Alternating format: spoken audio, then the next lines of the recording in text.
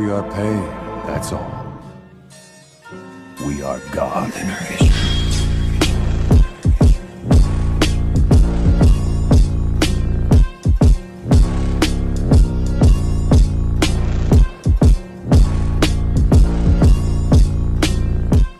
Hey guys! After a long time we have another Naruto and Percy Jackson crossover. This is what if Naruto was a demigod. Naruto finds out a secert that blows him away, he's a half-blood. With his new friends he make a new name for himself and find what he truly ever wanted. Don't forget to hit like and subscribe and check the author in the description. Let's start. Chapter 1, A New World. The land of the elements was a whole another world from the one that we know. In fact it is not even part of our world. And the gods know this well. This world is found in a parallel dimension. The Olympian gods know of this world because they visit it often. It was a vacation for them, where they don't have to worry about their domain and responsibility as they have none of that here. Another reason is time flowed different from each world. 1 year there is 3 years here or sometimes it switches. This world was different from the one they are used to and created. Whatever they do here or what they do to relax is different, but it was all the same to them. One goddess was simply enjoying a walk through the forest near the spot she entered from. Having just got here, she figured she'd take in the beauty of the world before something happens. While this world was not like her own, the lands were home to ninja. The last time C was here she spent 3 years with a village of them and gotten to know one of them. To her surprise he was also a half-blood though he never left this world. He knew who his immortal parent was and even seen them a few times. In those 3 years she gotten to know this half-blood and had even fallen in love with him. She even bared a child for him to rise. She felt heartbroken leaving him here with just his father. If it was her world she would at least see him more often, have him go to Camp Half-Blood where he would train and she would claim him as hers. Sadly this was not meant to be as a terrible tragedy came that night. A monster attacked that village as she was giving childbirth to her son. Though she could do nothing then she wished she could have. This monster, as the village called it the nine-tailed fox, was a giant beast that could crush mountains and cause tsunamis with a single flick of its tails. She felt as if that thing could be a match for the typhon. After her child was born she was still weak and tried as her lover came to her. He told her that the only way to save the village was to seal the monster away into their son. With his immortal blood in him he will be able to hold the creature back forever and it would never be freed again. Tears gathered in her eyes as she was told the next day that doing this cost him his soul. She knew as he died in this world he was sent to this world afterlife and not the underworld. Even if he did she could do nothing about it. She was forced to leave her son soon after that as she had to get back home before the gods send someone to get her and get punished for tiring to skip out of their duty. It happened to Ares and Apollo once. Once making sure that her son was in good hands gave him one last lullaby and kiss then left. This was the first time she came back to this world but she hopefully would be able to see her little boy. The sound of a waterfall caught her attention and figured that she could use a bit of cold water splashed to her face to calm her down before heading for the village hidden in the leaves. The waterfall came into view and the goddess looked on to see a strange scene. The waterfall was in between 2 giant statues that remained her of some of their temples that she and the other god had back in the day. At their feet were 2 boys. Well, one didn't look like a boy. He had gray skin and had large leather wings shaped like hands. In his hands was what looked like black lighting. The sound of many birds could be heard all around the valley. On the other side has a blonde-hair boy, whisker-like marks on his face and wearing what looked like an orange jumpsuit. It looked like something only Apollo would love. There was an aura around him that was shaped like an animal. When she saw the thick aura tail she realized it was a fox. In his hands was, she closed her eye and shook her head. She has to be seeing things she just had too. In the boy's hands was an orb of energy that was spinning in every direction at once. It was called the Rasengan. It was a move her lover made inspired by his immortal father. Then the 2 charged at each other. The monster flying while the other one jumped and glided at him. Their arms held back ready to use their attacks. Each shouting at the other. Sasuke, Naruto. The goddess's heart skipped a beat. Could that be her son? While in face was changed slightly by the aura but it looked a lot like her lover's face. Her son groaned so much. The met in midair and the attacks clashed with each other. The energy mixing causing it to flare up blinding even the goddess. When it cleared she froze, only one of the boys was still standing and it was not her son. The monster changed back into a dark-haired boy, said something to her son and left. She didn't hear what he said, her whole attention was on her son. She wanted nothing more than to turn that boy into something nasty and unpleasant. The only stopping her was her injured son. Removing some ambrosia and a bottle of nectar, she cut a square and feed it to him. After she got him to eat it, she had him swallow some of the nectar. She tried not to give him too much for fear it would kill him. Slowly the wound in his chest started to heal before her eyes. She checked again and found him still alive and breathing fine. As it started to rain softly, the goddess made her descension. She was bringing him back with her right now. She gathered him up as a ninja and a pug enter the valley. The dog sniffed around but turns to the ninja, who didn't take his eye off of the goddess. The rain is washing away the scent, I can't track anything anymore. The ninja still looked at the goddess, know what she really was. He bowed and said, "My lady." The goddess knew who this one, he was trained by her lover and helped protect the village. "Kakashi, I'm taking my son where he belongs. Tell you village, if her ever come back it will be his descension. If it was up to me he would never come back." And in a blind light, which caused Kakashi and his dog to look away, vanished with her son. A day after Naruto was taken from his world, the blonde was now in a bed. From the sounds outside the window, it seemed that it was very noisy out there. Slowly waking up, Naruto bolted up and looked around. This place was not his apartment in the village hidden in the leaves, nor was it a hospital room. Looking around him, he noticed a scroll addressed to him. "Dear Naruto, I am sorry I won't be there when up awaken. First I am you mother. I'm sorry I could not be there for you growing up. There a law my family has that forces any children of theirs to be raised by someone we trust or love. I know it must be strange to you, but I hope you understand. I fully intend to have you brought up by your father, but that cursed fox sealed in you stopped that. His death hurt me, and not being about to be with you even more. Please believe me, I would want nothing more than to raise you, but the laws are stopping me. You are now in another world far from your own. This is my world and I brought you her after I found you at the valley. Don't worry though, we will meet in time. When the time comes, I will be happy to see you. Now, since you are still young, you have to go to school in this world and I have enrolled you in Yancy Academy. In the seal at the bottom of the scroll, you will find all that you need in this world, and that includes money. Also, there are some special jutsu from your father that only you can learn since you are his son. Though I saw you already know one of them. Oh, just for a reference for the future, a book on Greek mythology, you will need that info, trust me. Be careful my son. Your mother." Naruto sighed as he looked out the window after reading the scroll. He had a lot to do in this new and strange world. Smirking, he created a shadow clone and got to work sorting out the stuff in the scroll. As he did he could not help but think, is this world ready for me? Chapter 2, Something weird is going on. It has been a few months since Naruto arrived in this new land. Learning a new language had been surprisingly easy. Though he did find out that he was dyslexic in this world also, but he knew how to deal with it. That was not all bad, for you see, he had met a boy with the same problem. His name was Percy Jackson. The two got along very well. They were both impulsive and that hated being in school. Naruto's reason was because of his experience in the academy back home, while Percy's reason was that weird thing happened to him and always got then blame. Now, Naruto being himself did not really give a second thought about that. That and the fact that he told Percy about his ninja abilities only strengthened their friendship. Percy wished that he could make shadow clones to do his own homework and often begged Naruto to use them to help him out in school or when they were handing out. Then through that friendship came another. Through Percy, he had met Grover Underwood. The boy was a cripple because he was always seen with crutches. He was also a bit of a hippie in his opinion because of the fact that he barely ever ate meat and by the way he dressed. Naruto thought his outfit back home was way better, and showing the guy it caused Grover to just laugh. Though he was pranked afterwards. All in all, Grover was a very nice guy. He usually looked out for Percy and himself the best he could, of course being crippled made him a bit weak. Now, however, our trio was on a bus to the Metropolitan Museum of Art. They were taking a trip to learn about Greek mythology, not that Naruto needed it since he knew a lot already.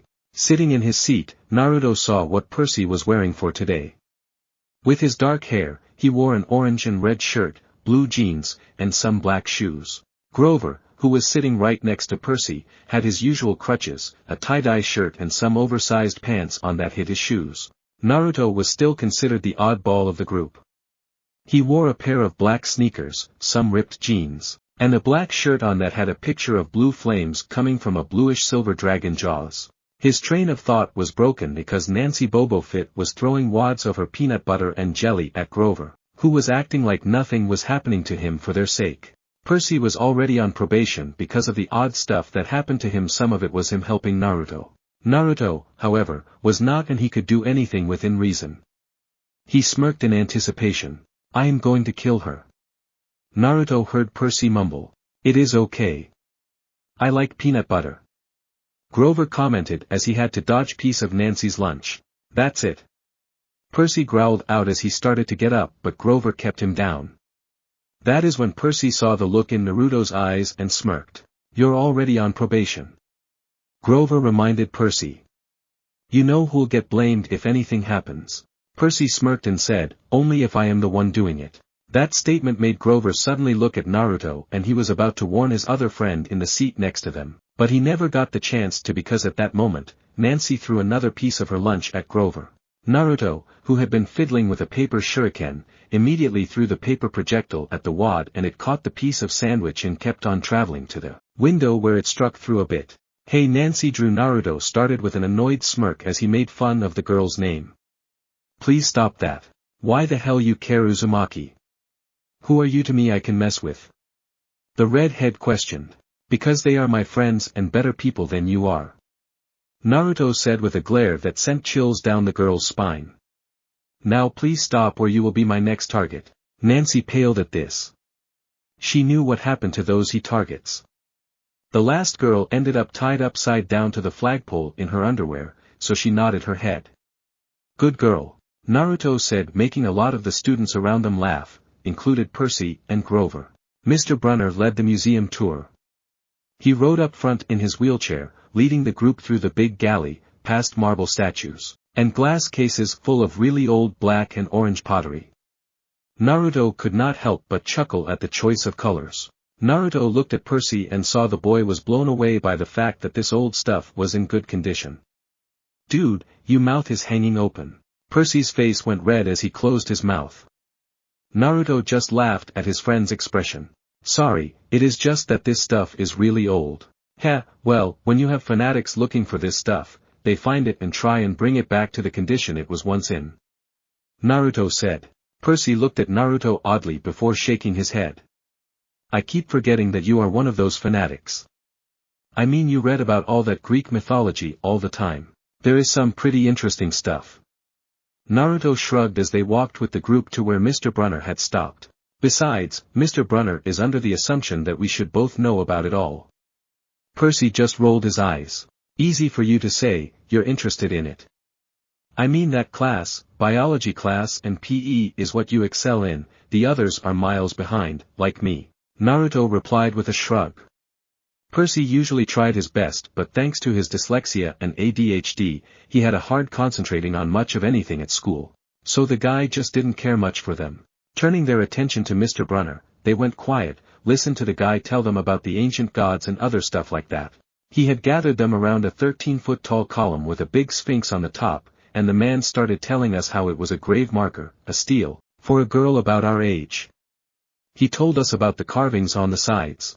Naruto noticed that Percy was actually paying attention, but the idiots around them would not stop talking for 1 second and Percy told them to shut up. For some odd reason Ms. Dodds, the annoying substitute math teacher, would give the both of them the evil eye. It was like she expected them to do something bad. That annoyed Naruto even further and he kept getting a bad vibe from her. Her chakra was odd too, he knew he would have to keep an eye on her. Grover noticed this as well and we both nodded to each other. This was someone they would keep an eye out for because when Percy told them that he thought she was not human, Grover gave him a very serious look like he already knew and agreed with him. Naruto just didn't like her because she was an old hag. Anyway, Mr. Brunner just kept on talking about Greek funeral art. When Nancy blabbed about a naked man on the steel, Naruto saw Percy snapped and practically yelled at her to shut up. Mr. Jackson. Came the voice of Mr. Brunner, did you have a comment? No sir. Percy replied, embarrassed by his outburst, which made Naruto shake his head. Sure, he was going to say the same to the redhead, but Percy beat him to it. 'Cause he would embarrasses her but say she was a pervert for the statue. The wheelchair man then pointed to one of the pictures on the stele, asking Percy what the picture meant. That's Kronos eating his kids, right? Yes, Mr. Brunner said, looking not that satisfied. And can you tell me why? Seeing Percy have a hard time answer that question, Naruto decided to intervene. The psycho ate his kid because if there was some prophecy telling him that his kids were going to take over one day like he did. Naruto explained, getting a sigh of relief from Percy. He was the Titan Lord, so went and got his panties in a bunch and ate his kids because of that. But all he really did was set the prophecy in motion and screwed himself over because his wife hit her last born, Zeus, and gave the guy a rock to eat. Talk about bad taste. Naruto joked, which made a lot of people laugh, including Mr. Brunner. Anyway, when Zeus was all grown up he tricked his dad into barfing up his brothers and sisters and well, the war between Titans and God came to be and the gods won. Ew. One of the girls commented on the barfing part. Of course, in my opinion, I find it odd that even if the gods were immortal, that they survived in Rockhead's stomach all those years. They must have been really annoyed and was like, little brother, what took you so long? Do you know how boring it is inside a stomach? Naruto joked, making people snicker. Behind the two everyone heard Nancy Bobofit mumble, like we're going to use this in real life. Like it's going to say on our job applications, please explain why Kronos ate his kids. And why, Mr. Jackson, Mr. Uzumaki. Mr. Brunner said, to paraphrase Miss Bobofit's excellent question, does this matter in real life? Busted. Grover muttered, shut up. Nancy barked at Grover, her face going redder than her hair. I don't know. Percy shrugged, a little relieved that Nancy was picked as well. You got me. Naruto said, maybe if we go to Greece we need to know this stuff. I see. Mr. Brunner said, a bit disappointed. Well, half credit to you both. Zeus did indeed feed Kronos a mixture of mustard and wine, which made him disgorge his other 5 children, who of course, being immortal gods, had been living and growing up completely undigested in the Titan's stomach. The gods defeated their father, sliced him to pieces with his own scythe, and scattered his remains in Tartarus, the darkest part of the underworld. On that happy note, it's time for lunch. Mrs. Dodds, would you lead us back outside? The class drifted off, the girls holding their stomachs, the guys were roughhousing like normal and acting like idiots. Grover, Percy, and Naruto were about to follow when Mr. Brunner said, Mr. Jackson, Mr. Uzumaki. They told Grover to keep one going while they handled whatever Wheels was going to say to them. Sir. Mr. Brunner had this look, like he knew a lot more than he let on and that had seen too much. You two must learn the answer to my question. About the Titans? Percy asked. About real life. And how your studies apply to it. Oh. The boys mumbled, though Naruto had the sinking feeling that the man was talking about both things. What you boys learn from me, he started, is vitally important. I expect you to treat it as such. I will only accept the best from both of you, Percy Jackson, Naruto Uzumaki. This made both of the boys a bit angry at the man. Sure, he was cool in class when he set up those tournament days, but the man was pushing the two of them a bit hard. Naruto felt like he was training with Pervy Sage, telling him what to do, not how to do it. The only improvement was that Mr. Brunner didn't ignore you for some pretty girl. Percy mumbled something about trying harder while Naruto just nodded his head as they left to go eat. Naruto noticed that Mr. Brunner gave a long sad look at the stele. It was odd to say the least. Heh, maybe the guy knew the girl, not likely. The class gathered on the front steps of the museum, where they could watch the foot traffic along 5th Avenue. The boys noticed that storm clouds were brewing. Hey Naruto, what do you think is going on, with the weather and all? Naruto gave the boy an "Are you serious" look. You're asking me? I am not a weatherman, but odd stuff like this has been going on for a bit though. You see it all over the news nowadays. Strange this is, no one else seems to notice the clouds other than us. It's like an otherworldly power or a genjutsu. With that, the two boys joined Grover as the fountain and sat down to eat. It was away from the others so they would not be bothered, and the fact that Percy didn't like being part of the school in the first made it seem that we're not part of the school for freaks. Of course, Naruto didn't care, but he was at first cheesed that he had to a school like this. Detention? Asked Grover. Nah, Percy answered, not from Brunner. I just wish he'd lay off me sometimes. I mean, I am not a genius. Naruto rolled his eyes and said, He could have told you or him that. But it is like he knows something about us. Hey, maybe we are related to some old Greek god or something. The boys looked at each other and then burst out laughing, though for Grover it was a nervous laugh. Where do you come up with this stuff? Laughed Percy holding his sides. After bit, they were quiet. Then Grover asked for Percy's apple and the boy gave it to him. Percy seemed a little lost in thought. Thinking about your mom again? Naruto asked. Yeah, we are kind of close to her place. I hope she is doing alright, I mean she has been living with Gabe after all. Percy said, a little angry about her still with Gabe. Dude, I am sure she is alright. She put up with that slob this far, I am sure can do it a little bit longer. Still don't see what she sees in that guy though, Naruto commented. Percy nodded and was about to unwrap his sandwich when Nancy Bobofit and her annoying friends came over and got brave by dumping her lunch on Grover, making Naruto and Percy glare at her. Oops. She drawled out while smirking at Percy, as if daring him to do something about that, and Naruto did not have a paper shuriken help some. Naruto could tell that Percy was pissed and was trying to keep his temper down and was failing miserably. Then something weird happened. The water from the fountain rose up and pushed her onto her butt. That is not what she saw though. Percy and Naruto pushed me.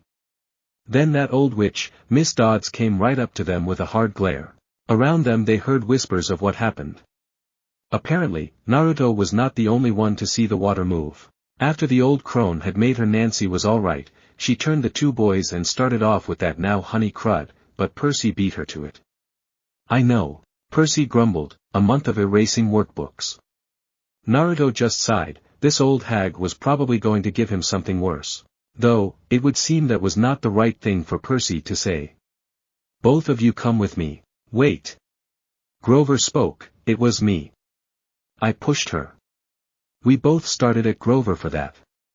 Percy was stunned that Grover was trying to cover for them. Naruto was put off that Grover wanted to take the punishment for them. The old crone didn't seem to buy it and glared at him so hard that his chin trembled. He was scared of the old crone after all. I don't think so, Mr. Underwood. But, you will stay here. Miss Dodds forcefully said each word with anger, making Grover shrink a bit. It is okay, man. Percy said to his friend while Naruto nodded. With that, they left with Percy giving Nancy an evil glare while Naruto slowly took out a paper football, making the girl pale. That only made Naruto smirk. Though, when they looked back to Miss Dodds, she was already at the entrance of the museum. The boys looked at each other, thinking how the hell did she get over there so fast. Naruto got a gut feeling that this was not a good thing. The boys walked to the end of the entrance, thinking that the old crone was going to make them buy a shirt to replace Nancy's wet one, but that seemed to not be the case, because they walked right past the gift shop. Something is not right here. How far into the museum does she need to take us to bitch at us? Why do I have this feeling that I'm in for a fight? Naruto thought as they walked deeper into the museum. He looked to that Percy had the same thoughts as him. The small group made it back to the Greek and Roman gallery of the museum to find the place completely empty. They heard her growl as she looked at the marble picture of the Greek gods. You boys have been making trouble for us, she said suddenly. This made the boys look at her oddly. Percy was thinking about the candy he was selling while Naruto was thinking about the way he has been doing his homework and selling some of it to people who did not do theirs.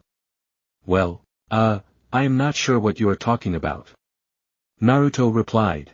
Ma'am, I don't. Percy started, but the old crone didn't let him finish. Your time is up, she hissed ominously. Then the weirdness came. Her eyes began to glow like barbecue coals. Her fingers stretched into talons. Her jacket melted into large, leathery wings. She was not human, that was for sure. She was pretty much an old bitch with bat wings and claws and a mouth full of yellow fangs, and it seemed that she was the boys as her next meal. Please tell me you see that too, Naruto whispered to Percy to fearfully nod. Good, then I know that I'm not insane then. That is when things got even weirder, because Mr. Brunner, who had been reading a book at the entrance, was at the entrance of the gallery with a pen and 2 silver and black rings in his hands. What ho, boys! The man yelled to them as he threw the items at them. That was when the old crone lunged at Percy. Naruto, thinking fast, made a seal appear on his pants and kunai holster appeared. He then took out 2 kunai and threw them at whatever Miss Dodds had turned into. Get away from my friend, you vampire reject. While he had dodged that, he then saw Percy catch the pen, but the odd thing was that it had turned to a goldish sword. He then caught the rings in time to flip out of the way of Miss Dodds' claws. Percy's eyes widened when he saw his friend's new weapons. In Naruto's hand were 2 identical twin blades. They were 2.5 feet long and curved. Bronze and black metal mixed seemed to be the blades. Naruto rolled over to where Percy was and looked at Miss Dodds. She was getting up from her strike at Naruto and she looked pretty intimidating. Percy looked shaken by this, and it did not help that Naruto was a bit scared too. He had never fought something like this before. Then, she charged at the boys and they thought of were to stab her, and they did. Just as their blades met, the old crone burst in a shower of yellow powder. It was like she vaporized on the spot with nothing but the smell of sulfur and a dying screech that sent chills up their spines. There was an evil chill in the air, like those creepy eyes were watching their every move. The boys were now alone in the gallery once more. They looked back to their weapons and were shocked to find something different in their possession. Percy had a gold ballpoint pen while Naruto had the rings in his. Okay, Naruto said out loud, I think we should get back to the others, something odd is defiantly going on here. Right. Percy agreed when he saw that Mr. Brunner was not in the room they were in. Back outside, it had started raining. Grover was using his museum map as a tent to keep himself from getting too wet, while Nancy was still wet from earlier. She looked to them and smirked. I hope Mrs. Kerr whipped your butts. Who? Percy let out. Our teacher, duh. The boys blinked, asking who that was, but all she did was walk away. They asked Grover where the old crone was, but he just gave them an odd look and asked, who? But he did pause first before saying it, like he knew something was going on. Not funny, man. Percy said, this is serious. He didn't answer as thunder boomed overhead. Shaking his head, Naruto led Percy over to Mr. Brunner, who was under a red umbrella reading his book, like he never moved. He looked up distracted and asked, my pen and my lucky rings. Please bring your own writing utensil in the future, Mr. Jackson. Oh, and thank you for finding my lucky rings, Mr. Uzumaki. He said as they boys handed the items to him. Sir, Percy started, where is Miss Dodds? Who? He said with a blank face. You know, the other chaperone, the math teacher. Naruto explained. Boys, there is now Miss Dodds on this trip, nor is there one in the school. Are you boys feeling alright? He asked concerned. The boys just sighed and left, making their way back to Grover. On the way back, Naruto muttered out, is it me or is something going on here and we're missing it? Chapter 3, Hell ends and a new hell begins. Life after the freak show went on like normal, well as normal as it could get in this school. For the rest of the year both the boys were a bit put off by the revelation that Miss Dodds never existed. In her place was a perky blonde woman named Mrs. Kerr. When either of the boys would ask something about the old hag, people just looked at them like they were nuts. Naruto, however, did like the new teacher thought. She was a refreshing change from the old crone. Though he still knew something was up, he knew that something had happened at the museum. Everyone else seemed to not even know what the hell they were talking about. Grover seemed like he did. He would always hesitate before denying it though. He was such a bad liar. Anyway, that freak storm continued and one time it blew out the windows in Percy's dorm. Luckily, Naruto offered him a place to stay until things were fixed and ready to go to his place. A few days later, the biggest tornado ever spotted in the Hudson Valley touched down only 50 from Yancey Academy, which was scary in itself. Luckily they didn't get hurt. Percy started feeling cranky and irritable most of the time. His grades slipped from DS to FS. He got into more fights with Nancy Bobofit and her friends. He was sent out into the hallway in almost every class. Naruto was in some of his class. He was feeling the same way. He stayed under control, most of the time. He was getting really annoyed if anything else. And when Naruto was annoyed or bored he went on a pranking spree. So far he filled the pools with orange jello, paint every single locker, insides too, neon orange. And somehow got the statue of the school founder in a hideous green one-piece jumpsuit with orange leg warmers. He also used black permanent marker to make thick eyebrows on the head. No one figured out how he managed to do that. And what sent Percy and Grover over the top was Naruto telling them that Might Guy and Rock Lee wore that every single day in his home. Though when Percy got in trouble for calling their English teacher an old sot, whatever that meant, the school sent a letter his mom telling her that Percy would not be allowed back next year. The boy's mood lifted, but just a little bit. Naruto could tell Percy missed his mom because he hated that fact that she was with Gabe of all people. The kid was homesick, no surprise there. He felt it too. He even wondered when he gets to see his mom like the scroll said. Naruto sighed as he came to reality. Exam week was come up soon and he, like Percy and Grover, had to study. Like Shikamura says, it is going to be a drag. The night before the exam started, Naruto and Percy decided to have a study session at Percy's dorm. Throughout the night, Naruto could see that Percy was getting more and more agitated. Finally he threw his book across the room. "Man, what did that book say to you this time?" Naruto commented, trying livening up the atmosphere. "Sorry, but how the hell am I supposed to know the difference Chiron and Sharon? Simple, one has an I and the other has an A in their name," Naruto smartly said with smirk. Percy slapped his face and gave Naruto a glare. "Okay, let me help you then. Chiron, the one with the I, trains heroes and is a horse's ass. Then we have Sharon, the one with the A, he is the ferry man of the dead who would sell his mother for gold. Is that how you remember everything? Give it a short description while it could insult them," Percy asked while trying to hide a smirk. "Heh, easier for me to remember stuff like that." Naruto smiled. "Hey, I need one for Zeus. Should I go with ego the size of the sky or skirt chaser?" The two looked at each other before saying at the same time, "Skirt chaser. But my way might not be best for you. Everyone has a different way of remembering stuff." "Yeah," Percy said. "I can't believe I am saying this, but I think I should go see Mr. Brunner. He might have a way that is good for me. Want me to come?" Naruto asked. "Yeah, so I don't feel like a total idiot going down there," Percy replied and got up to get his book. Naruto just laughed. "Too late for that man," he said as he ignored Percy's glare. They walked downstairs to the faculty offices.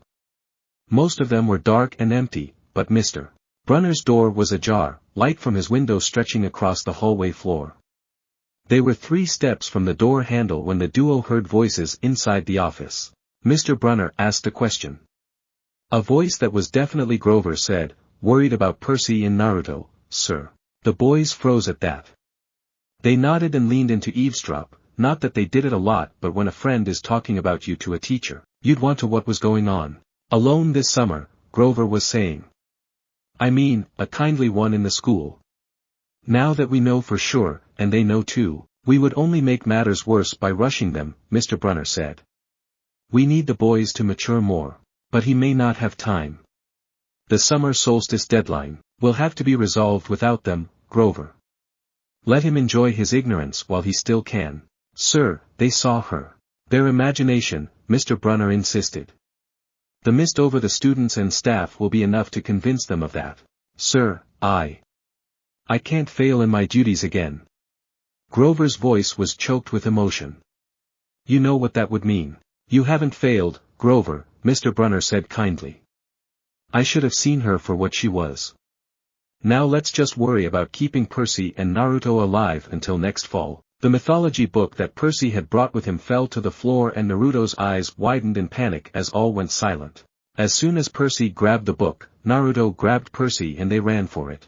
Percy saw something larger than Mr. Brunner come out of the room. He steered them to a nearby room to hide for a bit. A few seconds later they heard a slow clop clop clop, like muffled wood blocks, then a sound like an animal snuffling right outside the door.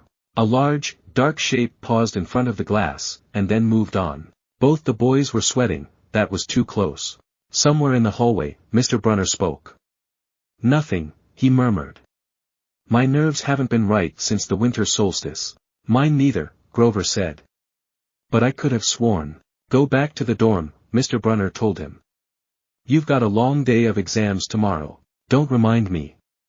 They heard Grover whine. When the lights went off in Mr. Brunner's office went off, they bolted out of the room they were hiding like a bat out hell. When they made it back to Percy's dorm, he locked the door. Okay, now we know for sure something is going on. Yeah, but what and who would want us dead? I mean, they talked as if someone was after our heads. Naruto pondered. Hey, you can stay the night. Percy said. I mean, you're the ninja here and if anything happens we would have a better chance at surviving. Fine with me. Naruto said. He then sighed, I just hope we survive the exams. Percy paled and then hung his head, once again reminded of the exams and why they went down there in the first place. I'm so screwed. Just then Grover walked in like nothing had happened. Hey, how are you guys doing on the studying? When they both hung their heads and didn't say anything, he got worried. You guys okay? Naruto answered, yep, we're screwed. The next afternoon, they finally got out of their 3-hour Latin exam. 3 hours of that crazy, inhuman, hell. Naruto complained, tests back home were never like this. Ugh, my eyes are swimming with all the Greek and Roman names that I misspelled. Percy complained as he held his head. Unfortunately, Mr. Brunner called them back in. Percy, he said. Don't be discouraged about leaving Yancey. It's for the best. He then turned to Naruto and asked. What about you? Well, I am split between staying here for Grover's sake or going wherever Percy goes so he won't be the only new kid. Oh, and don't worry, I am used to hopping around. Mostly hopping worlds and trees, but you don't need to know that. When they were talking, Percy was getting annoyed by Nancy Bobofit who, like some others, was still taking the test. I see. Mr. Brunner commented. I guess this place is not the right place for you boys then. It's only a matter of time. Naruto glanced at Percy sadly to see that Percy was upset. His favorite teacher at this dump of a school and in front of a whole freaking class was telling him that he couldn't handle it here. This Naruto pissed off. Percy was his best friend in this land after all. No, Mr. Brunner said. Oh, confound it all. What I'm trying to say, you're not normal, Percy, and neither are you Naruto. That's nothing to be, thanks, he blurted. Thanks a lot, sir, for reminding me. Percy, he called out, but Percy was already out the door. Naruto looked from the door to Mr. Brunner and scowled. Mr. Brunner, maybe you should take some classes about speaking, you knew a lot of lessons. Naruto said as he left to chase after his friend. On the last day of the term, Naruto watched as Percy shoved his clothes into his suitcase. They listened to the other guys brag about where they were going this summer. Those idiots may be juvenile delinquents, but they were also rich juvenile delinquents. One of them asked Percy and Naruto where they were going. My home in the city for the summer. Percy replied. Same here. Naruto said, scaring Percy since he did know he had arrived yet. When did you get here? Percy asked, still not used to Naruto popping up out of nowhere. Heh, a few minutes ago, man. Chuckled Naruto. Oh. Percy replied. So remind me again why I am going with you to your place for the day. Naruto said. Well, you can tell I have been a bit peeved lately and you usually help out when I am in a bad mood. So, I guess I need you to keep me in check because Gabe is going to really piss me off. Keep you from shooting your mouth off, got it? Naruto commented, and then his eyes lit up. You know, I live right in the middle. You know, from your apartment to the school. I just noticed that. Good, then you can come over more often. Percy mumbled as they left the school dorms to get on a bus, though he was wondering how Naruto got from his home to school in time for class. Must be a ninja thing. Both boys were dreading how they were going to say goodbye to Grover, but luckily for them, he was on the bus they were on. The whole bus ride, they saw that Grover was very fidgety, like he was expecting something to come out the works to come after him or us. He was like this every time they left the school campus. Odd. Though Percy was getting annoyed by it and he blurted out, looking for kindly ones. Naruto smacked his head while Grover nearly jumped out of his seat. What do you mean? They boy confessed about eavesdropping on his and Mr. Brunner's conversation the night before the exams. Grover's eye twitched. How much did you hear? Oh, not much. What's the summer solstice deadline? Percy asked. Or is that too much for you to handle? Naruto smirked. He winced. Look, guys. I was just worried for you, see?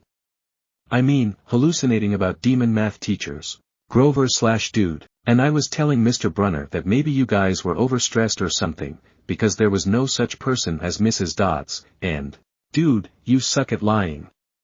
Naruto blurted out, making Grover sputter and his ear turn pink. From his shirt pocket, he fished out a couple of grubby business cards. Just take this, okay?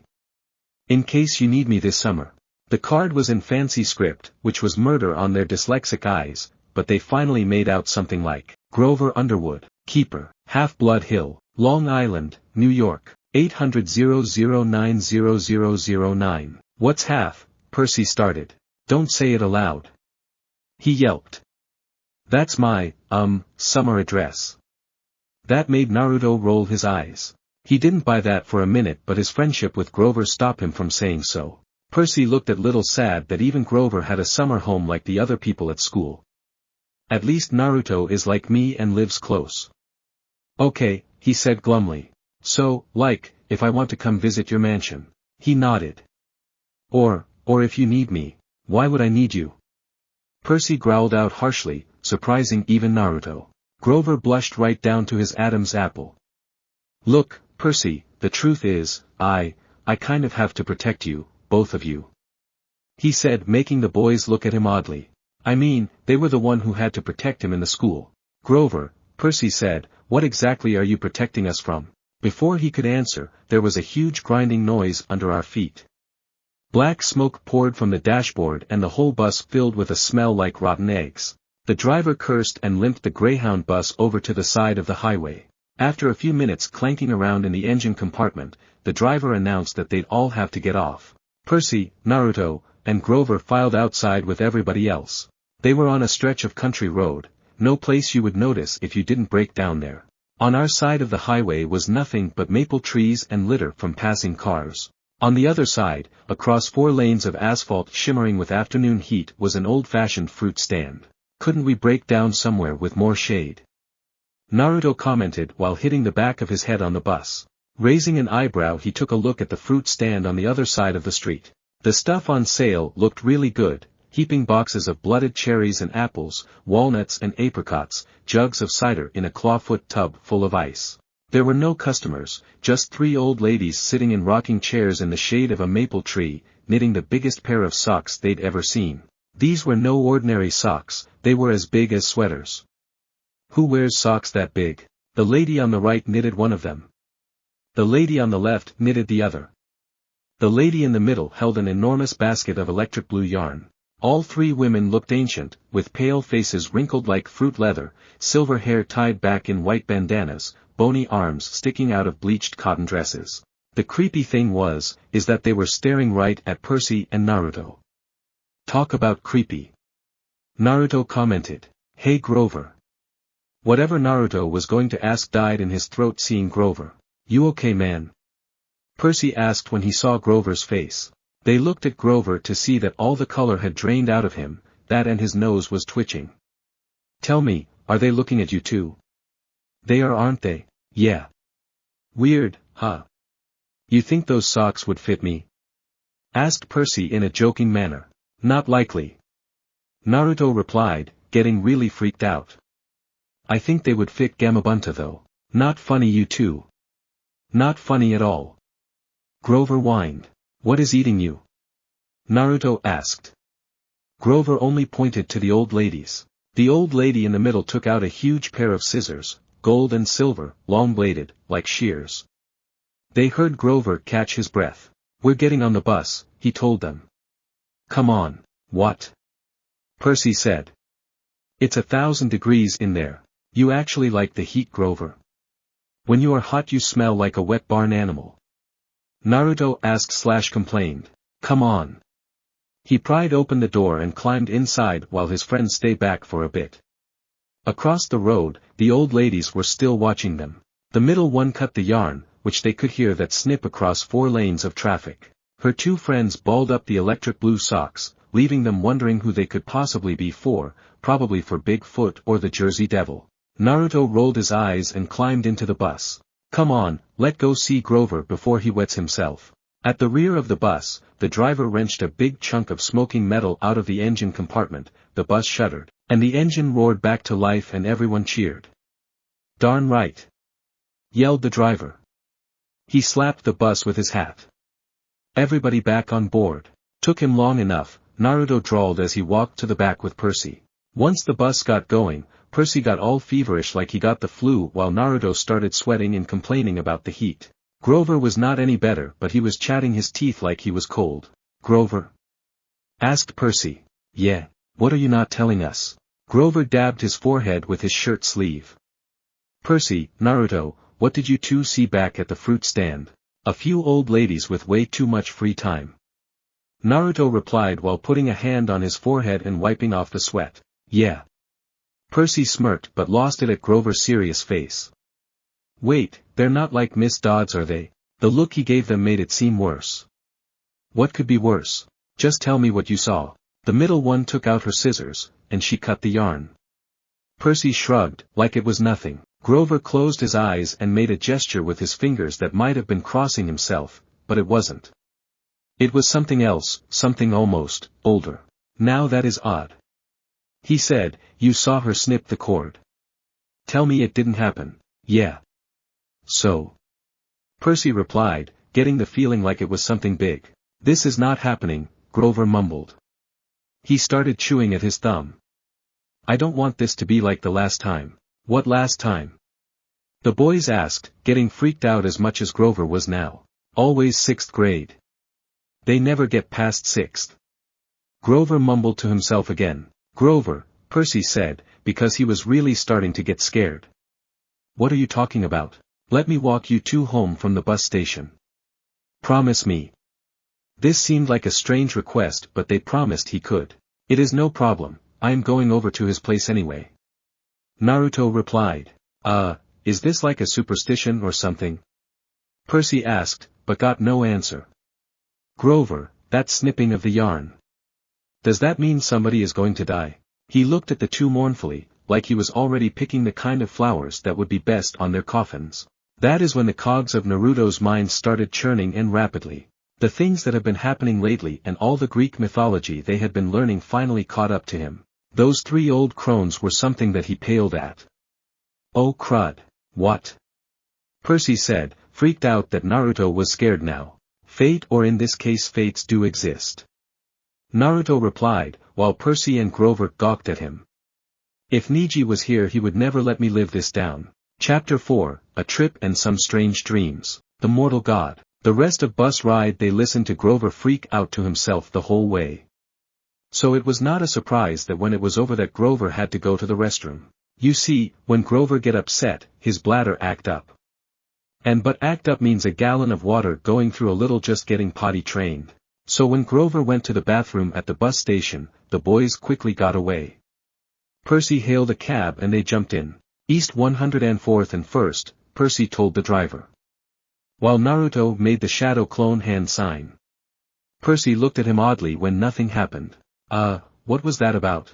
As the yellow cab drove them away from the bus station, Naruto replied, I made one outside. You know Grover will freak out as he had been about not being able to protect you. Besides, I think it is time he knows what I can do. Percy gave Naruto a small smile and said, you know you are going to give him a heart attack. Naruto gave Percy a smirk as they traveled to his mom's apartment. Along the way, Percy told Naruto all about his mom. My mom's name is Sally Jackson and she is the best person in the world. That also proves my theory that the best people have the rottenest luck. Percy said as Naruto nodded, having heard that from him a few weeks ago. Grover got out of the bathroom and looked around for Percy and Naruto. He only saw Naruto with his arms crossed. Hey Naruto, where is Percy? He went home. Naruto replied, making Grover's eyes widen. Don't worry though, I am with him. What? How can that be possible? You are right here. Grover freaked. Grover, Mr. Brunner was right. Percy is not normal and in a sense, neither am I, Naruto explained, making Grover sweat under the blonde's gaze. Weird stuff has been going on lately and it has been going on most of Percy's life. Me on the other hand, I think that stuff is a bit normal, the thing with people trying to kill you. Naruto then looked around them to see that the bus station was completely empty, everyone had left a while ago. I know I am not normal because I have powers that normal humans don't have, remember that Grover, because that helped me protect Percy like you want. With that, Naruto disappeared in a poof of white smoke. Grover had a look of pure shock on his face. By the gods! The unknown demigod duo made it to Percy's apartment and paid. Percy looked up at the apartment nervously and said, "Naruto, are you sure want to come in? Smelly Gabe is a real jerk and he will not be any different to you." Naruto smiled with a bit of annoyance. "Yeah, Percy, you told me about your mom and all her history and I still can't figure why she is with this Gabe. Don't worry, I won't anger him, much. You know me. I know that why I'm asking. I'm just getting a bad feeling about this," Percy said as they entered the building, hoping his mom would be home from work. Instead, Smelly Gabe was in the living room, playing poker with his buddies.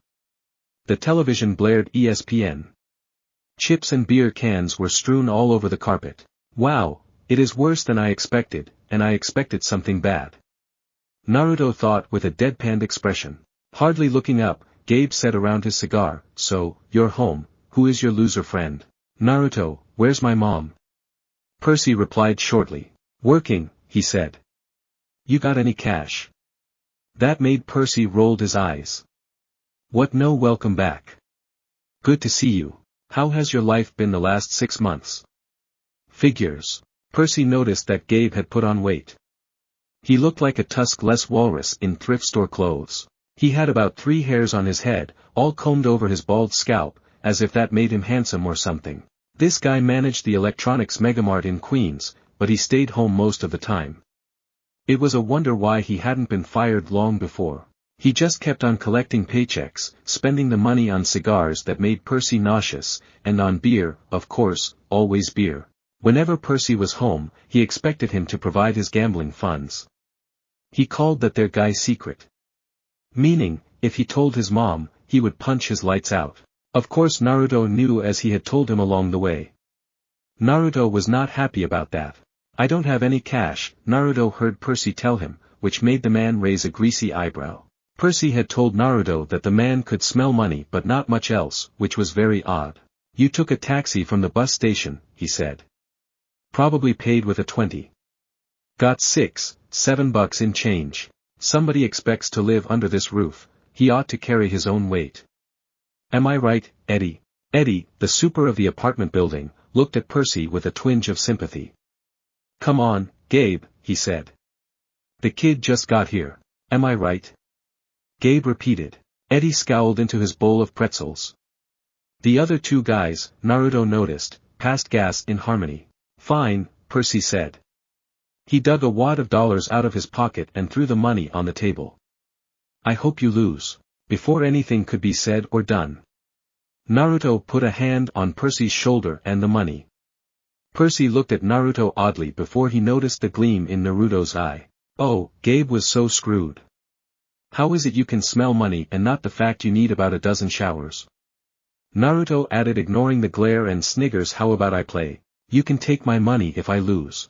Percy smirked. He knew from experience, and a lot of others at school too, that Naruto never lost at card games, no matter how hard some of them try and cheat, and he didn't even know how to play some of them.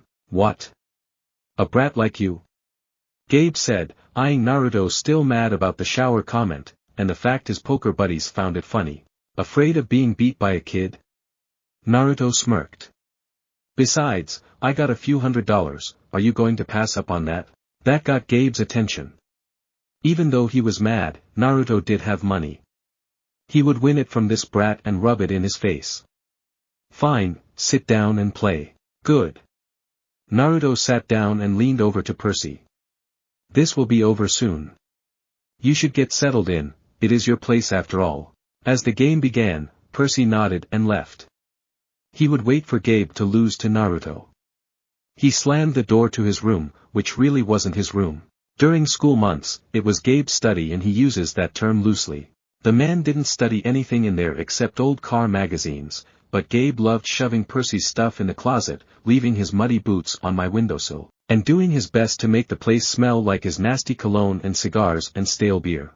Percy dropped his suitcase on the bed. Home sweet home. Oh joy. As he thought about other stuff, he didn't know how much time had passed. He walked to his door in time to hear 2 things.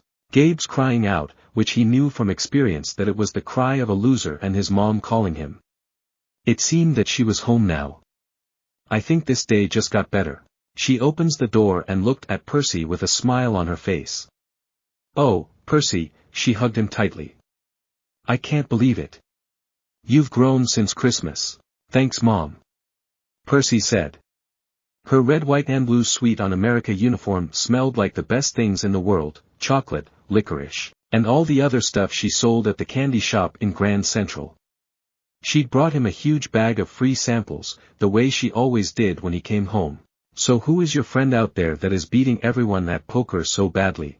Oh, that is Naruto Uzumaki. He is a good friend from school. Percy replied.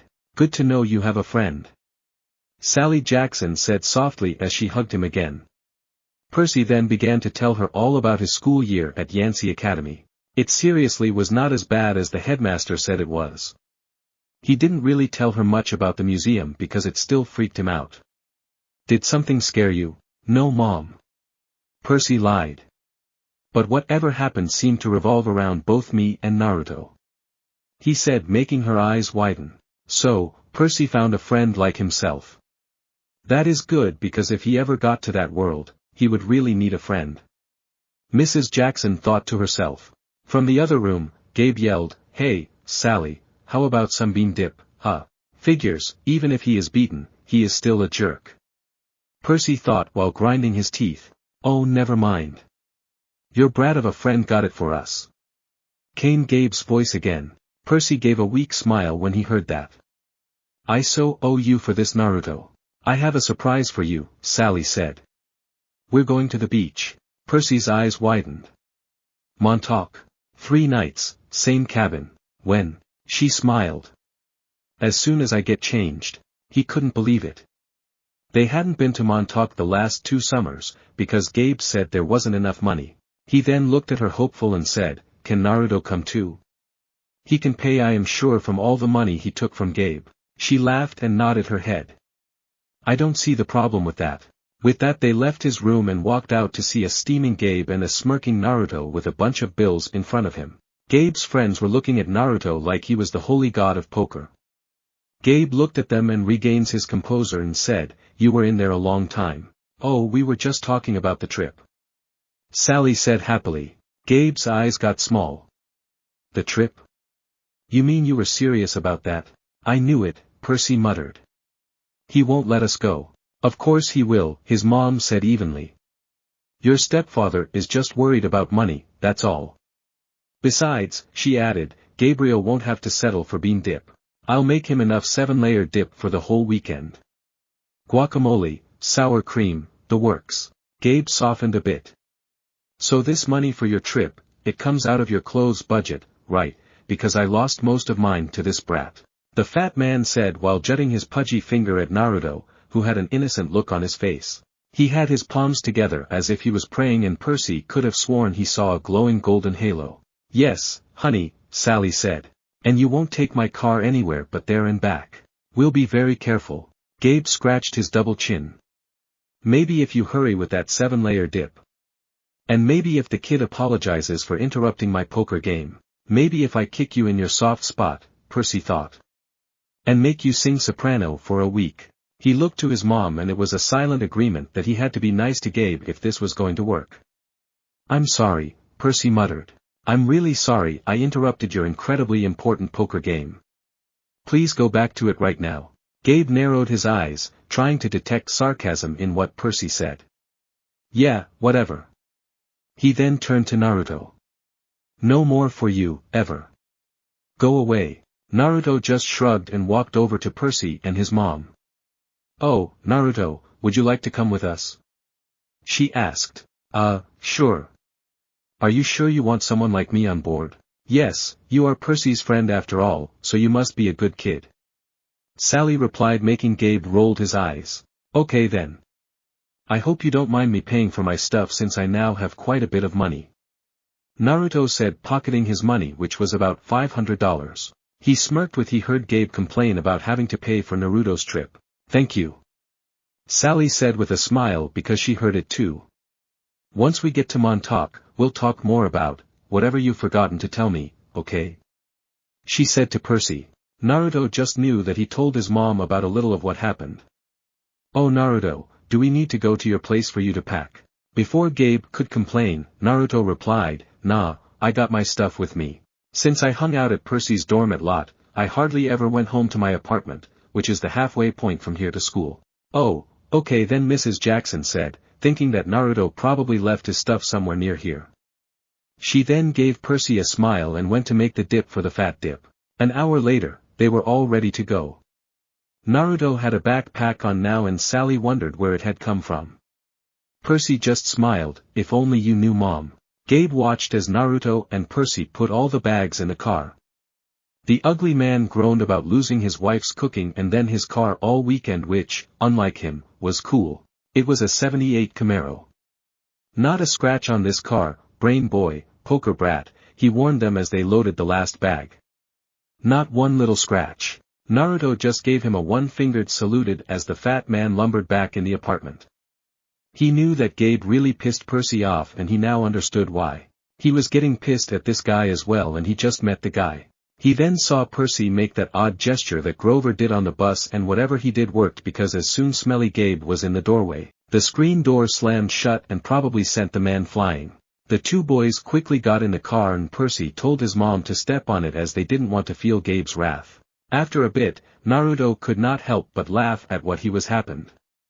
Though, that weird gesture Percy used had energy similar to chakra. Once they got there, Naruto smiled as he loved places like this. They set their stuff in the cabin that they got and messed around till it was dark out. They were currently sitting around a small fire, roasting hot dogs and marshmallows. "Mom, what was my father like?" Percy asked with some courage. "He was kind, Percy," she said. "Tall, handsome, and powerful. But gentle, too. You have his black hair, you know, and his green eyes."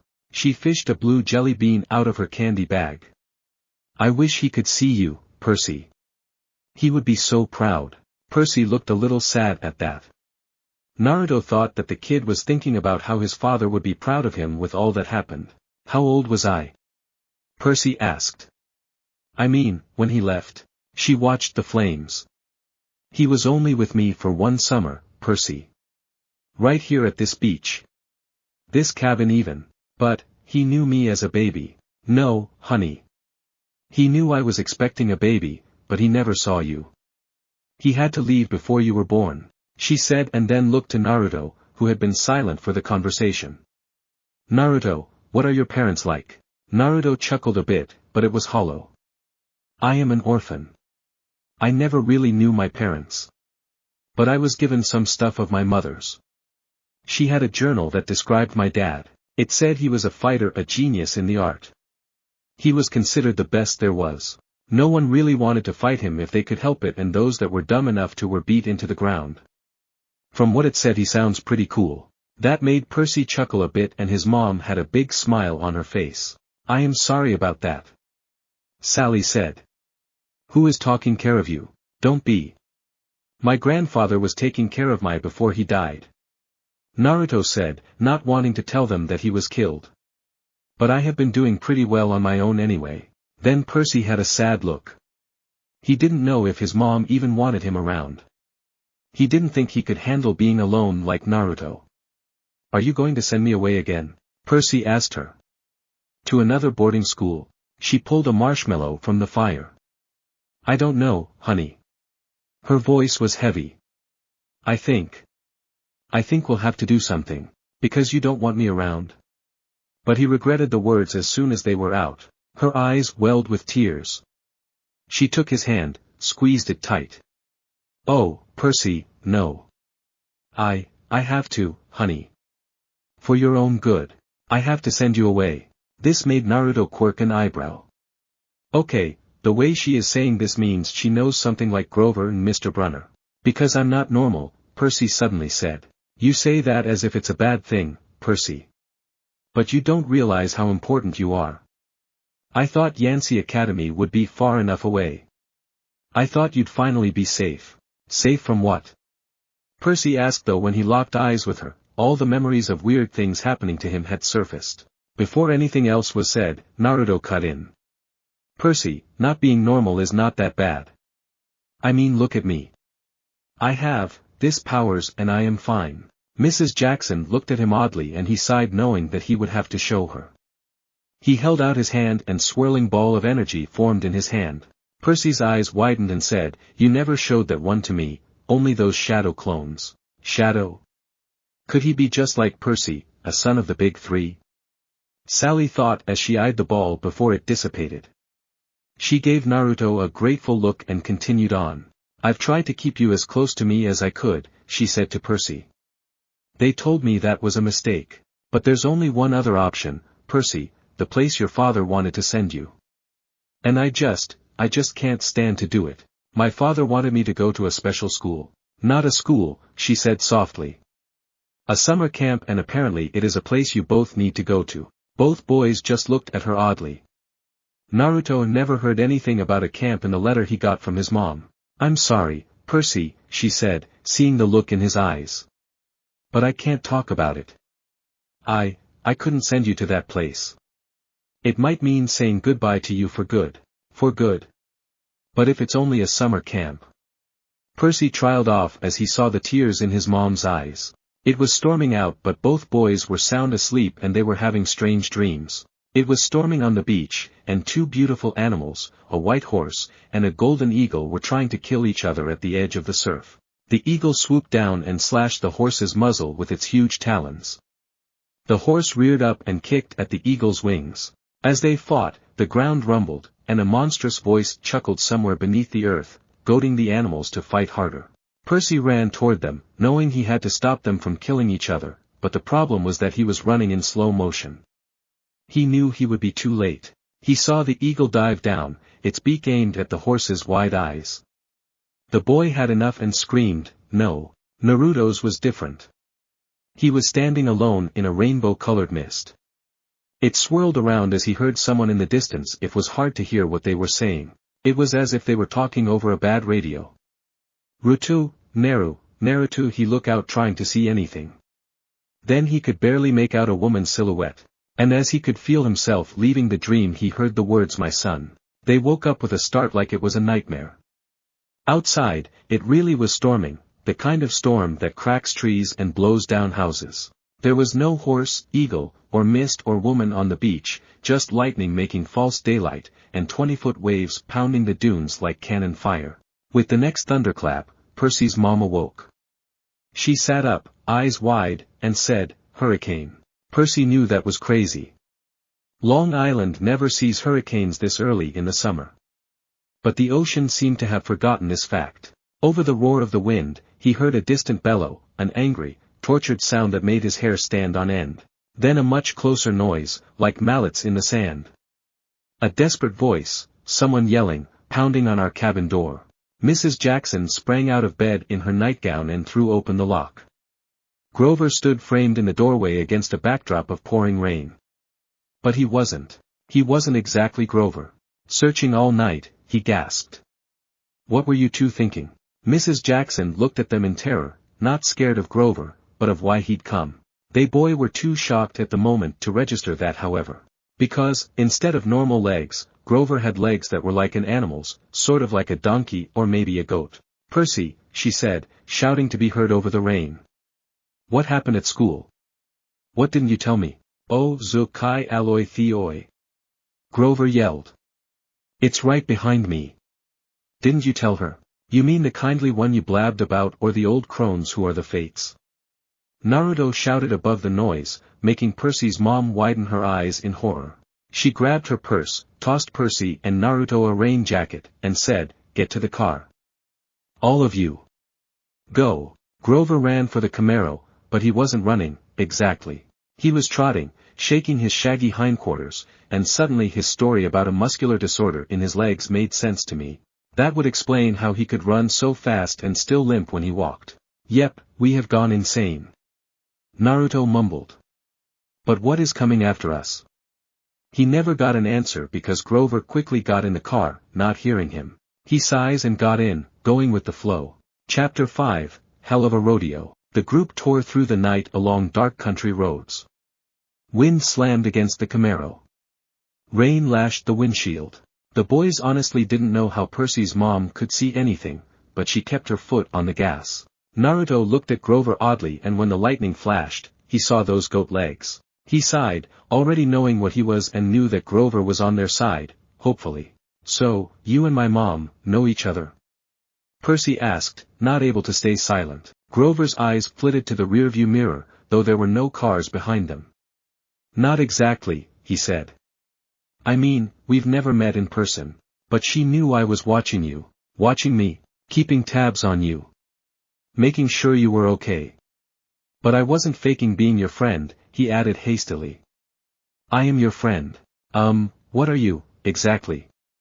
Percy asked. "That doesn't matter right now." "It doesn't matter. From the waist down, my best friend is a donkey." Grover let out a sharp, throaty blahaha. Naruto could tell that Grover a bit ticked, but he still laughed. That was really funny to him. "Goat!" Grover cried. "What?" Once getting himself under control, Naruto helped the poor guy out. "Percy, he is a satyr, a being that is half human and half goat." "Huh? But, you would mean Mr. Brunner's myths? You paid attention to that?" Naruto smirked. "No wonder the world is ending." Percy just glared at him. Okay. Anyway, with the way Grover reacted, I am assuming that other satyr would trample you for that donkey remark. I thought it didn't matter." Percy shot back while Grover bleated again. "Apparently it does." Naruto replied with a smirk. "Wait, so all that Mr. Brunner taught us was actually preparing us for this stuff?"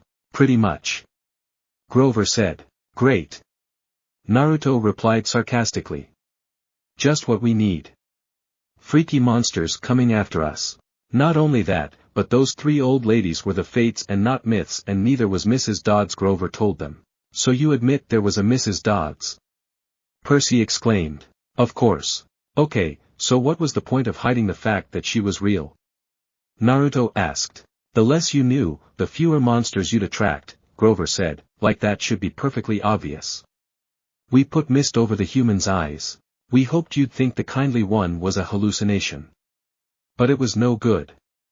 You both started to realize who you are." "Who I? Wait a minute, what do you mean?" Percy asked. "Yeah, you lost me after less we knew."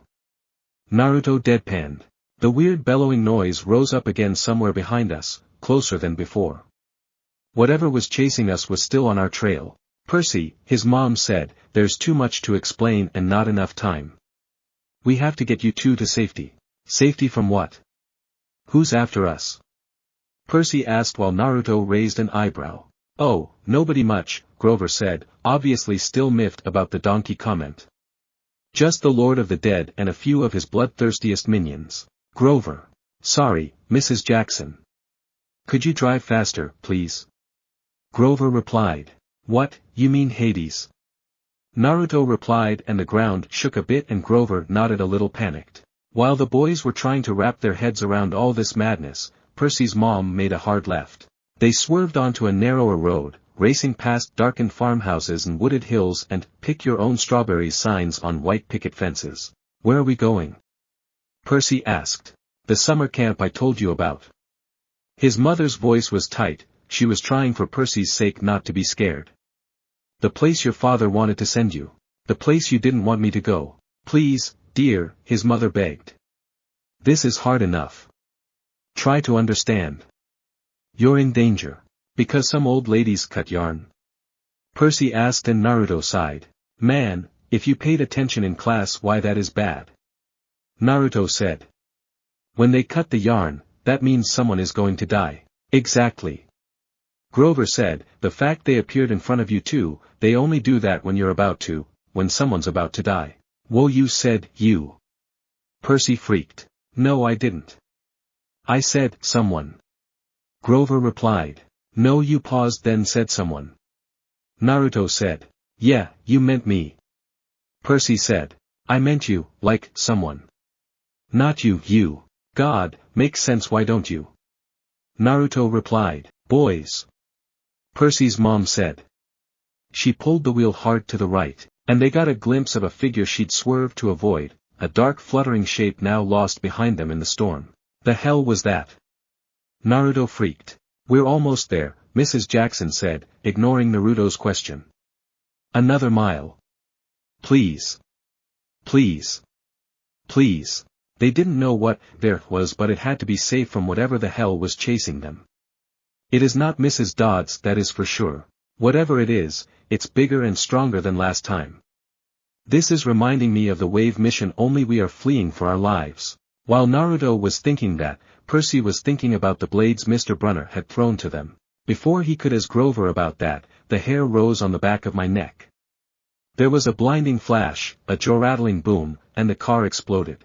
It was odd feelings being blown up, like you were, weightless, crushed, burned, and being hosed down all at the same time.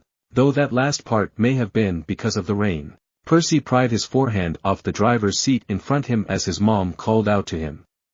"Ugh, I am fine," he said. He heard Naruto mutter out a "never been better" as they noticed the car was still intact because it was in a ditch. They sighed in relief that they were not dead, not yet anyway. While Naruto was trying to regain his bearings, Percy noticed that Grover looked unconscious. "Grover. Food." He groaned. Naruto's sweat dropped at that. Yeah, he was going to be fine. "Percy," his mother said, "we have to." Her voice faltered, because when the lightning flashed, they saw a huge figure through the mud-splashed window. "Hello." Naruto said, surprised. "Boys," Percy's mother said, deadly serious. "Get out of the car." She tried, the drivers said, but all the mud was blocking their way out. Passengers sighed. "Get out now and run to the big tree." She yelled, pointing to a large tree in the distance as they got out. "What?" Percy replied, confused, until the lightning flashed and a large pine tree in the distance appeared, and that thing was huge. "That's the property line," his mom said. "Get over that hill and you'll see a big farmhouse down in the valley. Run and don't look back. Yell for help. Don't stop until you reach the door. Mom, you're coming too." Her face was pale, her eyes as sad as when she looked at the ocean. "No." Percy shouted. "You are coming with us. Help me carry Grover." "Food." Grover moaned, a little louder. Naruto growled and yelled above the rain. "Give him to me.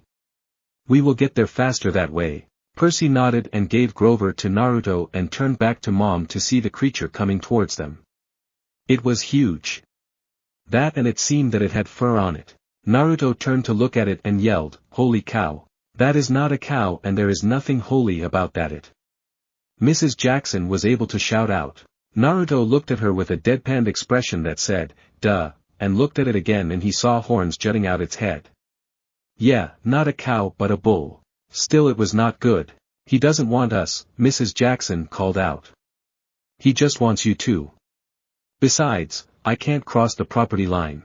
"But," Percy and Naruto started to say, "we don't have time. Go.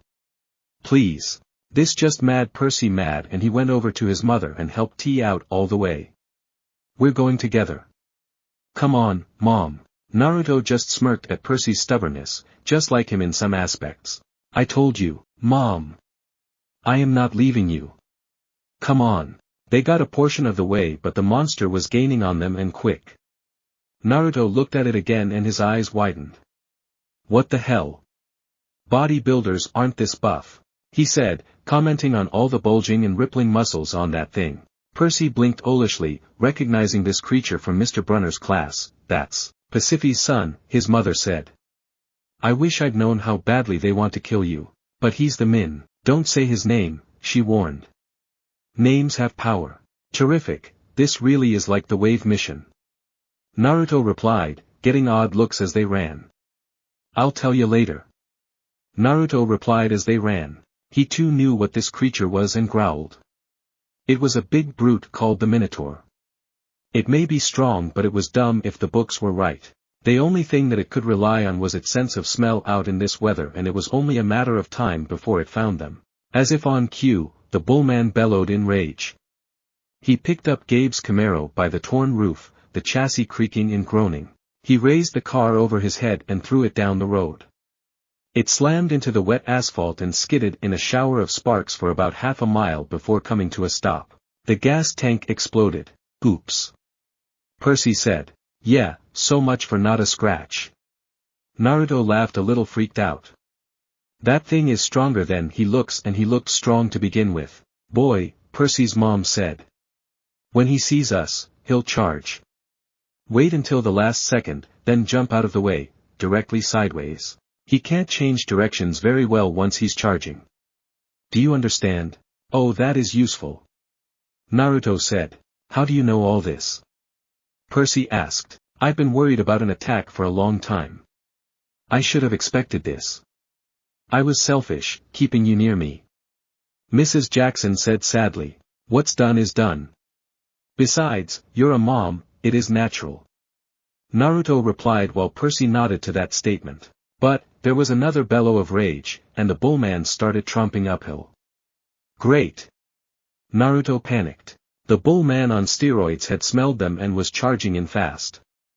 To Naruto, everything was happening in slow motion. He readied himself for what he had to do. Gathering some chakra to his legs and tightening his hold on Goat Boy, he patiently waited for the right moment. 20 feet. 10 feet. 5 feet. He saw Mrs. Jackson roll out of the way, but it seemed Percy was waiting too long. So he used his free hand and pushed him out of harm's way and jumped him into the air, onto the monster's head. The monster seemed miffed by this as it blinked in confusion until he vaguely felt Naruto slamming something onto its head. As Naruto jumped off, the Minotaur heard a faint hissing and then the tag on his forehead exploded.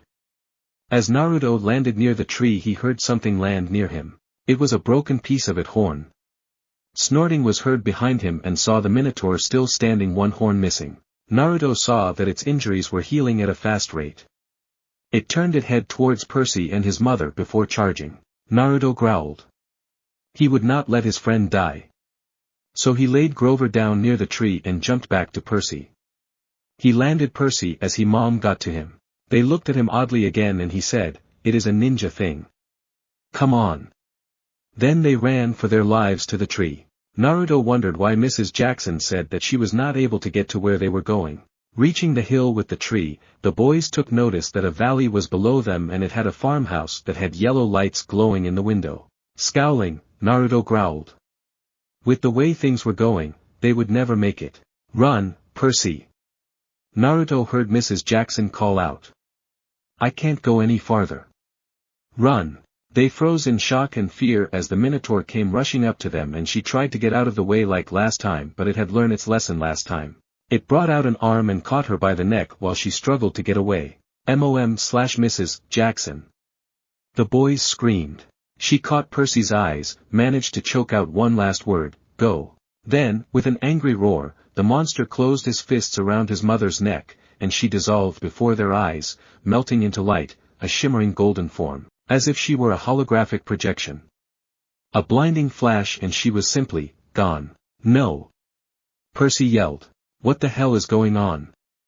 Naruto yelled, irritated about what was going on. Anger overcame Percy and the boys nodded. They would have to try and take this thing down like Mrs. Dodds. It caught sight of Grover and charged after him, intent to finish him off. Ack! Let's make this thing into a fresh steak. Naruto yelled while Percy took off his red jacket. Hey you oversized hamburger. Your mother was an underweight milk cow. That got the beast's attention back on them. Percy flung his red jacket around like Matador would do as it charged after them. However, he could not jump out of the way like before. He imitated Naruto and jumped upward and went farther than usual somehow. Wonder how he did that, as he couldn't chakra like Naruto. He turned his attention back to the bull because it had impacted the tree, its only remaining horns stuck on it. Naruto smirked as he created a swirling ball of energy in his hands and shouted, there was a reason I never showed you this before. It pack a big punch. Rasengan. He slammed the ball into the side of the creature. It flew a few feet away at an odd angle because when it did, its other horn broke off. Percy quickly ripped it out of the ground, hoping to use it as a makeshift weapon. Naruto was about to tell him not to bother with until he saw the Minotaur getting back up. Looking in horror, they saw the huge hole in the gut of the beast, but it was healing up quickly. Before they do anything however, it charged at them again. It swung at Percy and sent him a few feet away, knocking the air out of him. It did the same to Naruto, but he rolled with the blow so it would not do as much damage. Jumping back at it, he activated the seal on his pants, took out a kunai, and threw it into its right eye. It screamed in rage and pain. Seeing that Percy was getting back up, he thought quickly. Normal attacks don't do a lot of damage, but it does have a nasty scar from my Rasengan. Maybe it doesn't heal all the way, what if using its horns will work? He then stabbed the horn into the old wound and it twisted harshly. It cried out in agony when he did that, and it seemed that it was not healing at all. He quickly jumped over it and on its back, stabbing it in the neck. Percy! Stab for the heart! The heart! He yelled out, struggling to stay on. Percy seemed to get the idea and quickly ran up to it, avoiding the massive flailing arms that were trying to get Naruto off of it. He stabbed it hard and it cried out before it burst into the same crap Mrs. Dodds did. Collapsing to his knees, he felt the rush of adrenaline wear off and the feeling of losing his mother was starting to crash down on him. Naruto picked up Percy. They supposed each other until they got to Grover. Come on, we gotta get to that house, we won't be out of the woods until we do. Naruto said as he threw Grover over his shoulder while the two demigods supported each other as the rain has suddenly stopped. When they got to the pouch, Naruto fell to his knees and it seemed that Percy was barely conscious. The weight of the two and the battle was just now getting to him. Ugh, I must be weak. I have not fought in a long time. Looking up, he saw the familiar face of Mr. Brunner, who was giving them a serious look. He also a very pretty blonde-haired girl, whose hair curled like a princess's. One of them has to be it, they just have to. The girl said. Silence, Annabeth, Mr. Brunner said. They're still conscious. Bring them inside. Yes, that would be very helpful if you don't mind. Naruto replied weakly, catching them off guard. Going inside, Naruto helped the girl named Annabeth put Percy and Grover on different cots in the room. My name is Annabeth Chase, by the way. The girl said with a small smile. Naruto cracked his back and said with a weak smile, Naruto Uzumaki, and if you don't mind, I would like to pass out now. Annabeth had wide eyes as she watched him put his back to the cot before falling down, out like a light. Still never ceases to amaze me. Mr. Brunner suddenly said, shaking his head, making the girl jump. Which one? All three. They protected each other in that school I went to. Naruto seems to be a natural fighter though. He replied. But considering where he's from, I am not surprised. Where? Oh, I am sure he will tell you and the rest of the camp later.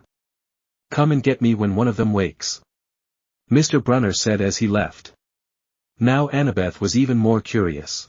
Naruto woke up with a start as he bolted up in the bed he was in. That scared the crap out of Annabeth, who had just walked in. Ah! Don't do that. Heh, sorry. Naruto said while scratching the back of his head. He looked at the horn he was still holding and then to Percy, who was still out of it. He brought a hand up to his chin and said, so all of that did happen. Yep, sighed Annabeth. I still can't believe you two were able to kill that monster. Naruto smirked and said, believe it. Anyway, knowing that names have power around here, I will just call it the oversized hamburger. Annabeth stared at Naruto for a long time, making him a bit uncomfortable, until she let out a laugh, which was followed by another laugh from Mr. Brunner. Good to see you again, old man. Naruto commented. Before Annabeth could correct him, Mr. Brunner chuckled and said, Naruto, here I am called Chiron. The look on Naruto was priceless. He was still smiling but he had the oh shit smile. Oh, so where is your horse half? This is a magical wheelchair to when I want to go out, I use this to hide my true self. The now dubbed Chiron replied. Oh, that makes sense. So, how long was I out? You just got here last night. That is why I said you shouldn't even be up.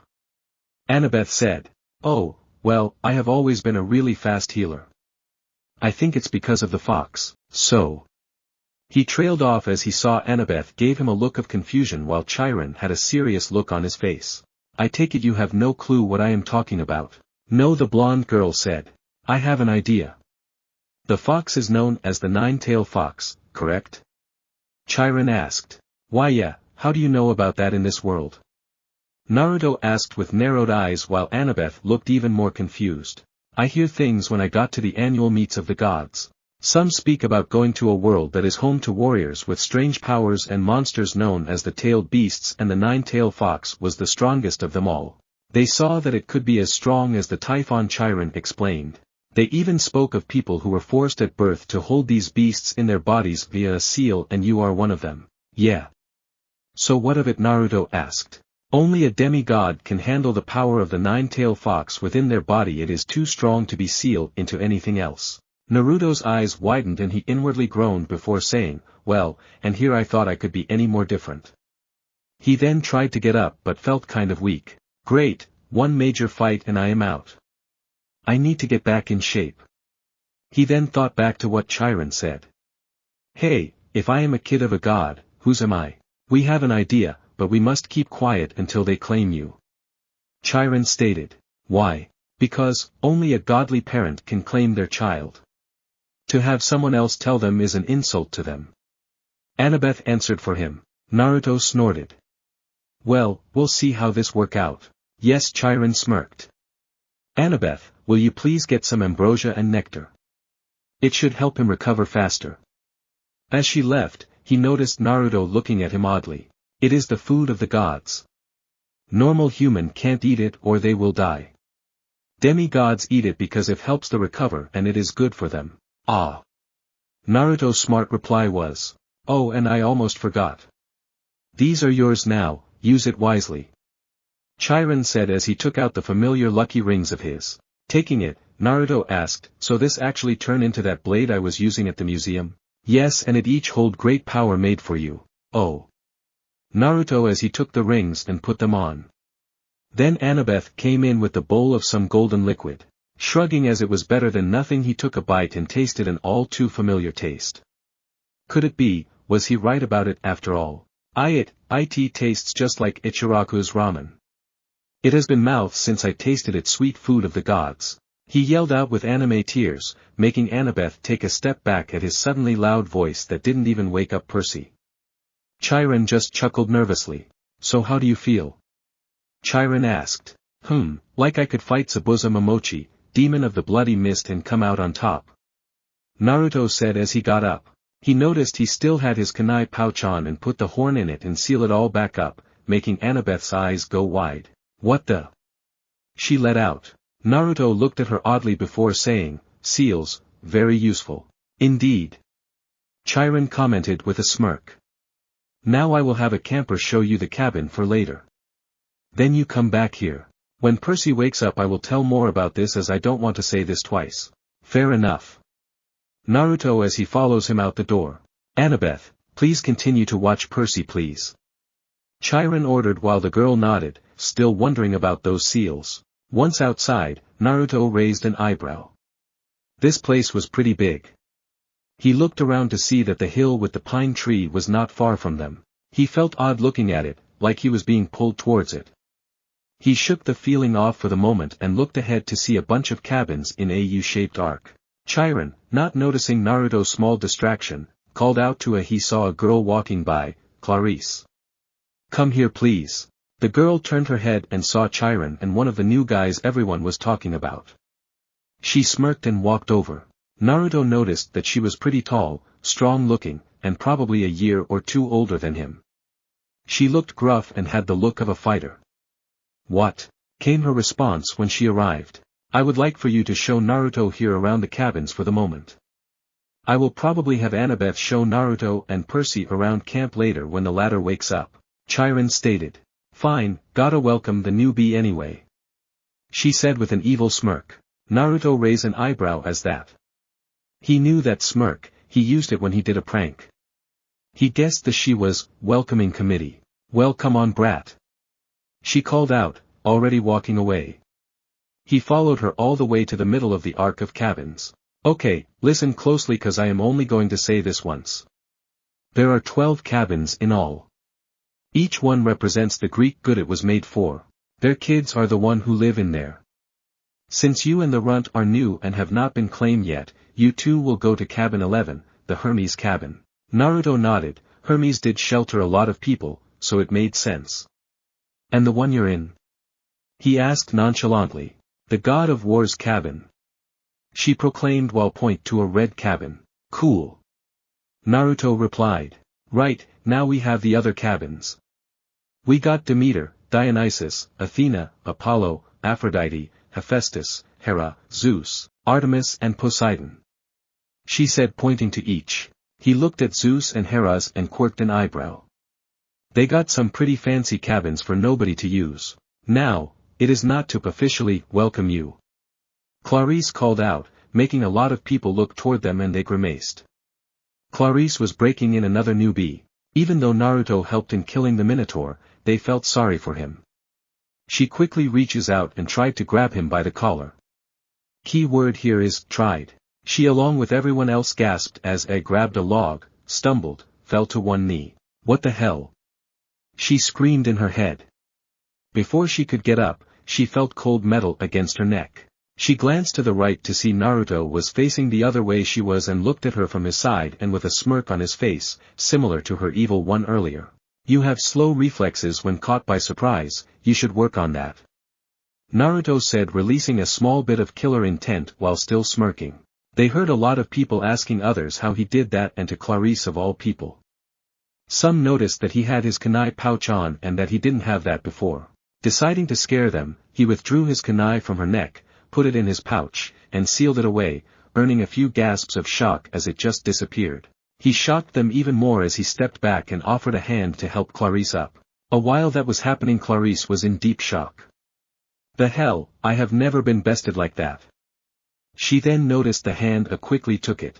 She nodded her head and they walked back to the big house where Naruto came out of. Along the way, she was thinking deeply. He could be an Aries kid, if he is not I am not sure what else he could be. He beat me and could have killed me without me knowing it. What is this weird stupid feeling? Arriving at the big house, Chiron saw that Naruto looked bored and Clarice looked a little lost. He had a feeling something went wrong with her. Welcome, plan and wait, could see that she was developing a crush for the blonde. Gods, I feel so sorry for him. At any rate, he was probably going to be hearing what happened from the other campers. Back already I see. He started, since Percy won't be fully awake until tomorrow, I would like for you to stay near here. Alright then. I am going to take a nap next to the big pine tree. Say a later Chiron, Clarice.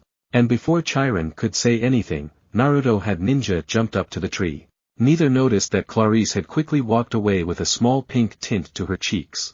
Naruto arrived at the tree and sat down with his back to it. This tree had been pulling at him the whole time. He idly wondered if it was cursed or something like that. Slowly falling asleep, he laid his head against the tree and was out like a light. Chapter 6, It's summer and we're still learning. Naruto found himself in a black room with red drapes. The room is illuminated by a few lamps hanging on the walls and has red chair and a phonograph on a three-legged table, playing music. It was a soft jazz. The record skipped every few minutes. He was not alone. A girl was in the chair across from him, staring at him with shocked eyes. She has shoulder-length spiky black hair, and blue eyes, with freckles under her eyes, mostly on the left, and she is wearing some a black strapless dress, the bottom with white lace. To him she looked beautiful. Hey, who are you and where are we? As I know this can't be a dream. The girl gulped and stood up. My name is Talia. As for where we are, you are in the tree. Now hold on. All I did was fall asleep against your tree, as people call it. How did I get here? Naruto said, a bit panicked in this situation. Your guess is as good as mine. Talia shrugged. So you now know me. Who are you? Oh. My name is Naruto Uzumaki and apparently I'm a half-blood.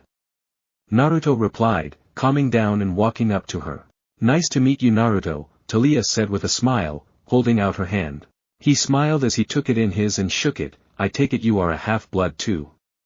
So, whose kid are you? Talia got a deadpan look and said, Zeus. You. The blonde raised an eyebrow but didn't know why she did seem to like that. Not a clue, same for Percy. He arrived here with me and a satyr named Grover. Grover. Yeah, you've heard of him. Naruto said as he backed up from her outburst. He was the satyr who found me, Annabeth, and Luke. How are they, by the way? Well, Grover is always trying to protect me and Percy, but with his facade as a cripple, it did not work that well. He and Percy are best friends. Annabeth is a nice person from what I have seen, and I have not even seen this Luke guy yet. Naruto replied with a shrug. How long have you been here anyway? I think more than 5 years. Oh wow. Well, since I have this odd power, I guess I can keep you company every now and then. Naruto said with a smile. Talia smiled back. I would like that. It would be nice to actually talk to somebody but yourself. But if you tell the others about this, they might not believe you. I kind of figured that. Though Percy might, I showed him some unbelievable stuff. Naruto chuckled. He looked phonograph and said, though listen to that music for 5 years must be boring. Talia had annoyed look back on her face. You have no idea. It my dad's choice anyway. I guess smooth jazz was his favorite before he stuck me here. If there were more than that record then it would be somewhat fine, but that's the only one. I lost count how many times I broke that record and how many times I smashed that phonograph, or fried them both with lightning. But they keep fixing themselves. Naruto felt pity for her. He would have gone insane if it was him. He tried to cheer her up. It could be worse, it could be disco or some music they had when the gods were in full glory. Talia couldn't help but smile as she gave a small laugh. He did have a point, but her father could have at least made more records for her or music of her taste. Thinking of the half-blood in front of her, an idea came to her. Naruto, yeah, I think I might know whose kid you are. What do you think? Hades. Naruto chuckled, it can't be, my mom is a goddess. That what her letter said, but it said my dad was a half-blood, so Hades might be his. Well, if that is the case, you still got a friend in me. I don't really care if our family fights with each other, which should not have anything to do with us. Talia smiled and gave him a hug. Thank you. And, I won't hate you either. Besides, that is a stupid reason anyway. Exactly. Naruto said as then felt himself waking up. Well, till next time. Yeah. She said a little sadly. Don't worry Talia, I'll be back, I promise, and I never go back on my promises, that's my ninja way. Talia chuckled, I'll hold you to that Naruto. Naruto just back up from the hug and gave her a thumbs up as he disappeared. See you later Naruto. She whispered to herself with a slight blush. Back in the normal world, Naruto could see that it was morning. Didn't think I was in there for that long. Getting up, headed back to the big house to see Grover, Annabeth, and Chiron there around a table with 2 other people he had not met yet. Yo! They turned their heads and saw him. Well, I thought you disappeared. Chiron said, fully turning around. Oh, I just fell asleep against Talia's tree. Naruto replied. Really? I don't remember telling you the name of the tree. Annabeth stated. Naruto smirked and said, I heard it from some campers yesterday, I am not sure if they would believe me. Anyway, I would like you to meet these 2. Chiron said. Naruto took a look at them both. One had a surfer's build and had a lot of eyes all over his body. The other one was an old fat man. These 2 are Argus and Mr. D in that order. Naruto just nodded because Mr. D looked very tired, or was it bored? Well, I guess I must say it. Welcome to Camp Half-Blood. Nice to be here. Naruto smiled, and it was infectious because the man smiled, though it was considered a smirk. Thinking back to all the mythology he had read, he knew a lot or remember a lot of people that started with AD. So that brought out the thing he was about to say. Mr. D, I don't know a lot of Greek history, but there is one guy whose name would fit with you, but names are powerful here, so I will just say that you are the wine god. Well, you are a smart boy. You are correct. Mr. D replied, gaining some small respect for the blonde. Wow, Granny Tsunade would love you then. She drinks all the time. Have you even met her? She like 50 years old yet still looks like she's still 20. Mr. D blinked a few times before laughing. Well, I can honestly say that I have never been to your world that Chiron told me you were from. Now, I have heard about it from the other gods. Now, if I ever get away from this place, I might just take a look. Oh, and to answer your question, no, I have never met her. Although I might look her up one of these days. Oh. Naruto said and then turned to Grover. So Grover, how are you feeling? Better, but it still sucks that I was of no use. I am sure you will get another chance at that in the future. Naruto replied with a smile. A while later, Percy had woken up and Grover took him aside to talk a bit. When they got back, that is when things got interesting. Percy looked at the end of the pouch where everyone was and gasped, the man he thought was Mr. Brunner was there. Then he saw a fat man playing some game with him. There was the blonde-haired girl who had feed him the popcorn flavor pudding, and finally there was Naruto joining the game the 2 men were playing. Mr. Brunner! Percy cried. The Latin teacher turned and smiled at him. His eyes had that mischievous glint they sometimes got in class when he pulled a pop quiz and made all the multiple choice answers be. "Ah, good, Percy," he said. "Now we have 4 for pinochle." He offered Percy a chair to the right of Mr. D, who looked at him with bloodshot eyes and heaved a great sigh. "Oh, I suppose I must say it. Welcome to Camp Half-Blood. There. Now, don't expect me to be glad to see you." Naruto just chuckled at Mr. D's bluntness. Thanks." Percy scooted a little farther away from him because, if there was one thing he had learned from living with Gabe, it was how to tell when an adult has been hitting the happy juice. If Mr. D was a stranger to alcohol, he was a satyr. "Annabeth?" Mr. Brunner called to the blonde girl. She came forward and Mr. Brunner introduced them. "This young lady nursed you back to health, Percy. Annabeth, my dear, why don't you go check on Percy's bunk? We'll be putting him, along with Naruto, in cabin 11 for now." Annabeth said, "Sure, Chiron." While looking at the girl, Percy was checking her out, but not in a perverted way. He thought that her looks were like a typical California girl, but her eyes threw him off as they were gray. He then was wondering what she would say to him because of the fact that he and Naruto killed the Minotaur. He pictured it being, "You beat the Minotaur," or "Wow, you're so awesome." However, what she said was, "You drool when you're asleep." And with that, she left. He confused at first until he heard Naruto break out laughing. "Oh, man. I beat you." Thought she was going to say that you were awesome of something that. Sucks to be you. Shut up. Percy shot back at his friend before adding, "Wait, what about you? When did you wake up?" Neither boys saw the slight smirk on Mr. D's face. "Remember, I am a fast healer. I woke up yesterday morning." Naruto spoke while Percy just shook his head, thinking that Naruto's healing still annoying when you're the one who is hurt and he fine. "Anyway, you, work here, Mr. Brunner?" "Not Mr. Brunner, the ex," Mr. Brunner said. "I'm afraid that was a pseudonym. You may call me Chiron." "Okay." Totally confused, Percy looked at the director. "And Mr. D, does that stand for something?" Naruto smacked his head. He wondered if his friend had learned anything throughout this ordeal. Mr. D stopped shuffling the cards. He looked at Percy like he just belched loudly. "Young man, names are powerful things. You don't just go around using them for no reason." "Oh. Right. Sorry. I must say, Percy," Chiron broke in, "I'm glad to see you alive. It's been a long time since I've made a house call to a potential camper. I'd hate to think I've wasted my time." "House call?" "My year at Yancey Academy, to instruct you. We have satyrs at most schools, of course, keeping a lookout. But Grover alerted me as soon as he met you. He sensed you were something special, so I decided to come upstate. I convinced the other Latin teacher to, take a leave of absence. Then we had Naruto transfer in and I knew he was powerful like you as well. 2 demigods in one place in rare, so I am glad we got both you here safely." Percy tried to remember the beginning of the school year.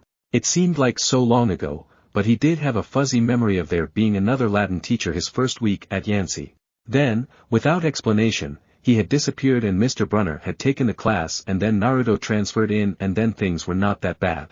"You came to Yancey just to teach me?" Percy asked. Chiron nodded.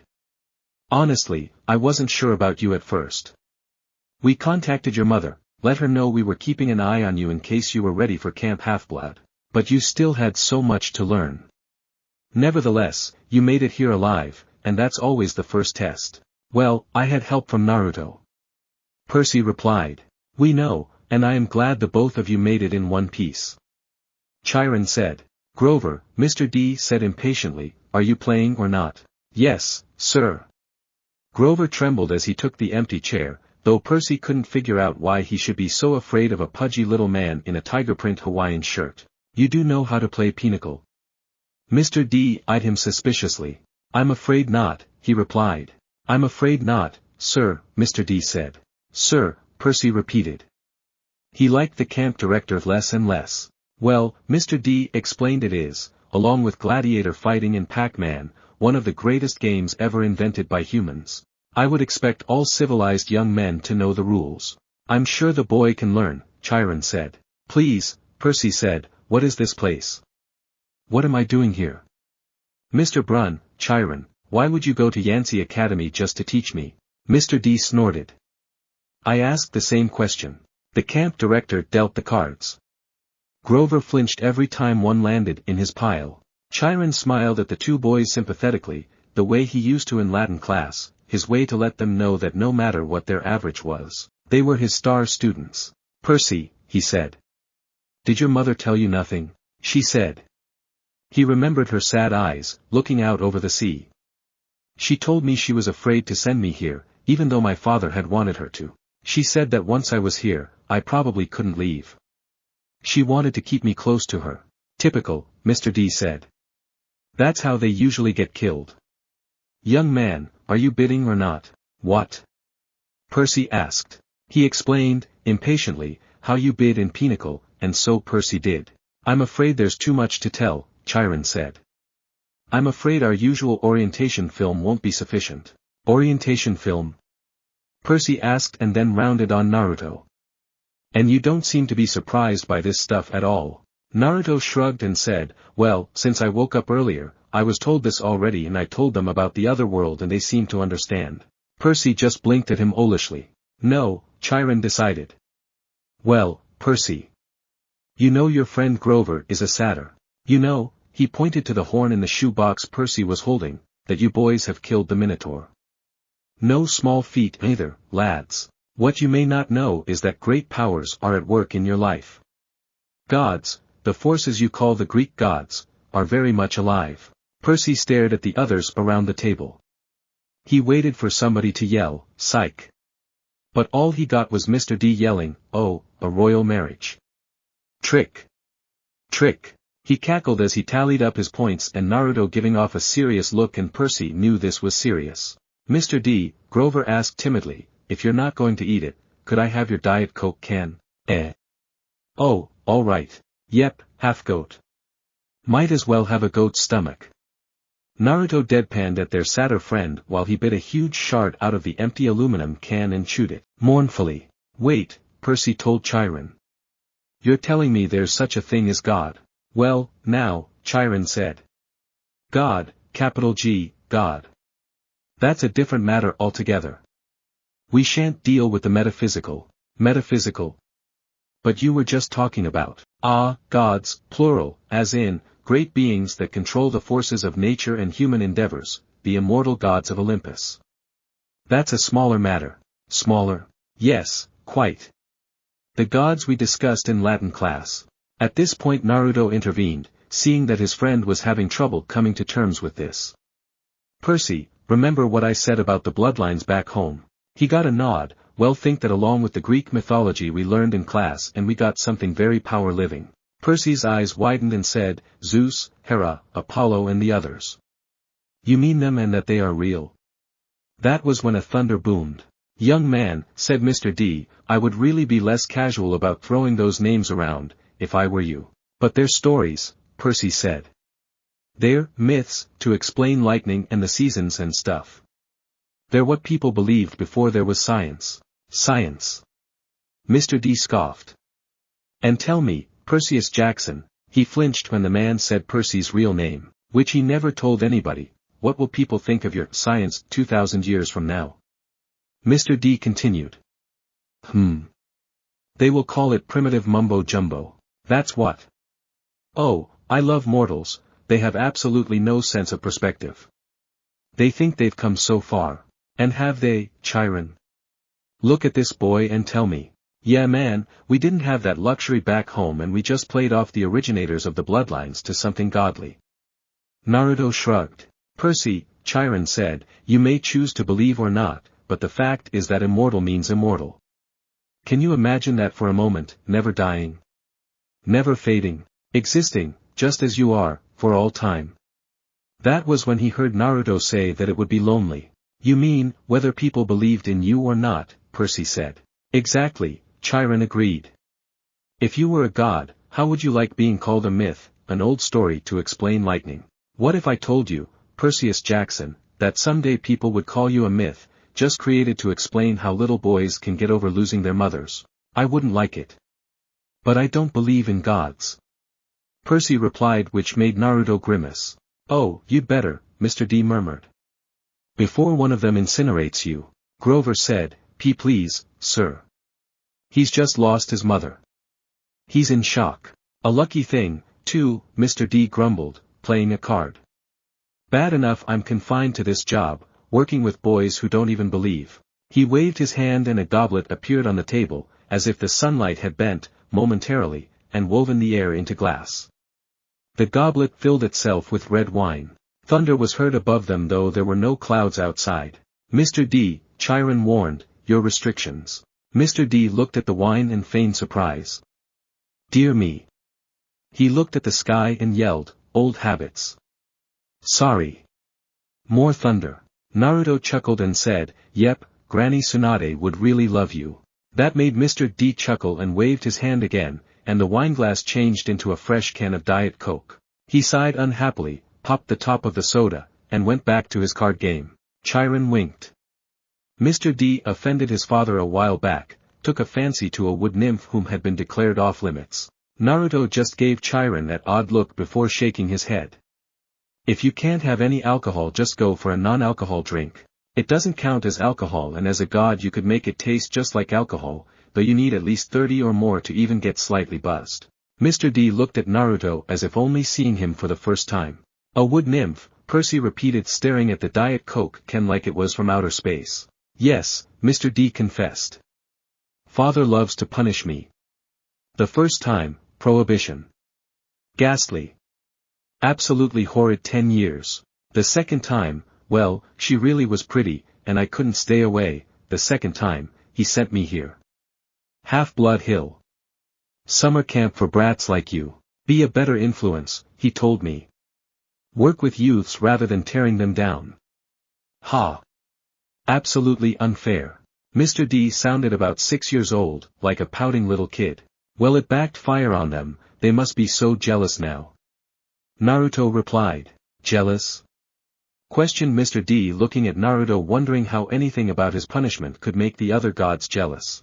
Yeah, how many of the gods can say they get to see their kids every day? You get to see them grow, get stronger, see and be a part of their lives. Not many can. Mr. D was quiet, thinking of what Naruto said. It seemed to Percy that he never thought of that. Then he remembered what he was saying to Percy. D immortals, Chiron, Mr. D said. I thought you taught this boy the basics. My father is Zeus, of course. Like Naruto before, Percy went through the D name he had learned about and found one that matched Mr. D, though he was not as subtle like his friend. You're Dionysus, he said. The god of wine. Mr. D rolled his eyes. What do they say, these days, Grover? Do the children say, well, duh. Why yes, Mr. D. That works as well as, oh really, and, you don't say, in a sarcastic tone. Percy, you had that coming. Naruto commented with a smirk. Shut up. Percy repeated. Then, well, duh. Percy Jackson. Did you think I was Aphrodite, perhaps? Mr. D asked, irritated, while Naruto thought that was an odd comparison. At least he could have made it another god. You're a god. Yes, child. A god. You. Percy asked again, unable to comprehend it. Mr. D turned to look at Percy straight on, and he saw a kind of purplish fire in his eyes, a hint that this whiny, plump little man was only showing me the tiniest bit of his true nature. He saw visions of grapevines choking unbelievers to death, drunken warriors insane with battle lust, sailors screaming as their hands turned to flippers, their faces elongating into dolphin snouts. Percy knew that if he pushed him, Mr. D would show him worse things. He would plant a disease in his brain that would leave him wearing a straitjacket in a rubber room for the rest of his life. Would you like to test me, child? He said quietly. No. No, sir. The fire died a little. He turned back to his card game. I believe I win. Not quite, Mr. D, Chiron said. He set down a straight, tallied the points, and said, the game goes to me.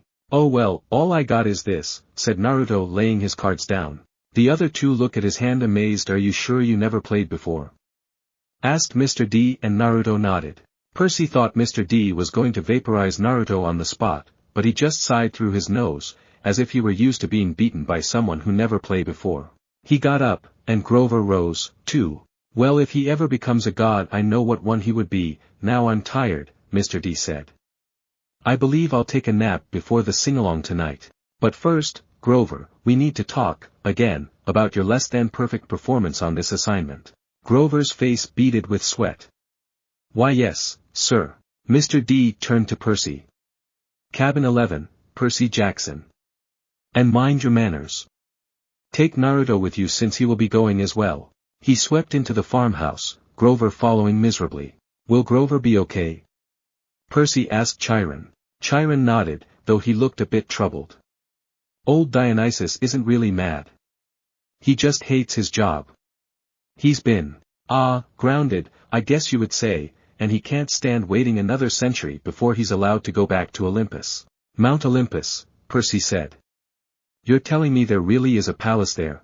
Well now, there's Mount Olympus in Greece. And then there's the home of the gods, the convergence point of their powers, which did indeed used to be on Mount Olympus. It's still called Mount Olympus, out of respect to the old ways, but the palace moves, Percy, just as the gods do. You mean the Greek gods are here? Like, in America? Well, certainly. The gods move with the heart of the West. The what? Percy. Naruto spoke up again, as Chiron already explained it to him. The West means where the major power is in the world. You see, it has moved from Greece, which was at one point, the point of power in the world. Now it is here in America. Chiron gave Naruto a grateful look because he really didn't want to explain it right now. Who are you, Chiron? Who am I? Percy asked, not really taking in everything and understanding it. Who are you? He mused while he started to get out of his chair, which would seem impossible in Percy's mind. Well, that's the question we all want answered, isn't it? But for now, we should get you a bunk in cabin 11. There will be new friends to meet. And plenty of time for lessons tomorrow. Besides, there will be s'mores at the campfire tonight, and I simply adore chocolate. And then he did rise from his wheelchair. But there was something odd about the way he did it. His blanket fell away from his legs, but the legs didn't move. His waist kept getting longer, rising above his belt. At first, Percy thought he was wearing very long, white velvet underwear, but as he kept rising out of the chair, taller than any man, I realized that the velvet underwear wasn't underwear, it was the front of an animal, muscle and sinew under coarse white fur. And the wheelchair wasn't a chair. It was some kind of container, an enormous box on wheels, and it must have been magic, because there's no way it could have held all of him. A leg came out, long and knobby-kneed, with a huge polished hoof. Then another front leg, then hindquarters, and then the box was empty, nothing but a metal shell with a couple of fake human legs attached. Percy stared at the horse who had just sprung from the wheelchair, a huge white stallion. But where its neck should be was the upper body of their Latin teacher, smoothly grafted to the horse's trunk. What a relief, the centaur said. I'd been cooped up in there so long, my fetlocks had fallen asleep. Now, come, Percy Jackson, Naruto Uzumaki. Let's meet the other campers. Percy just nodded and he and Naruto followed. Naruto leaned over and said, I told you. I told you. Shut up. Percy repeated for the third time today. That's it for part 1. Thank you for watching and see you in the next video.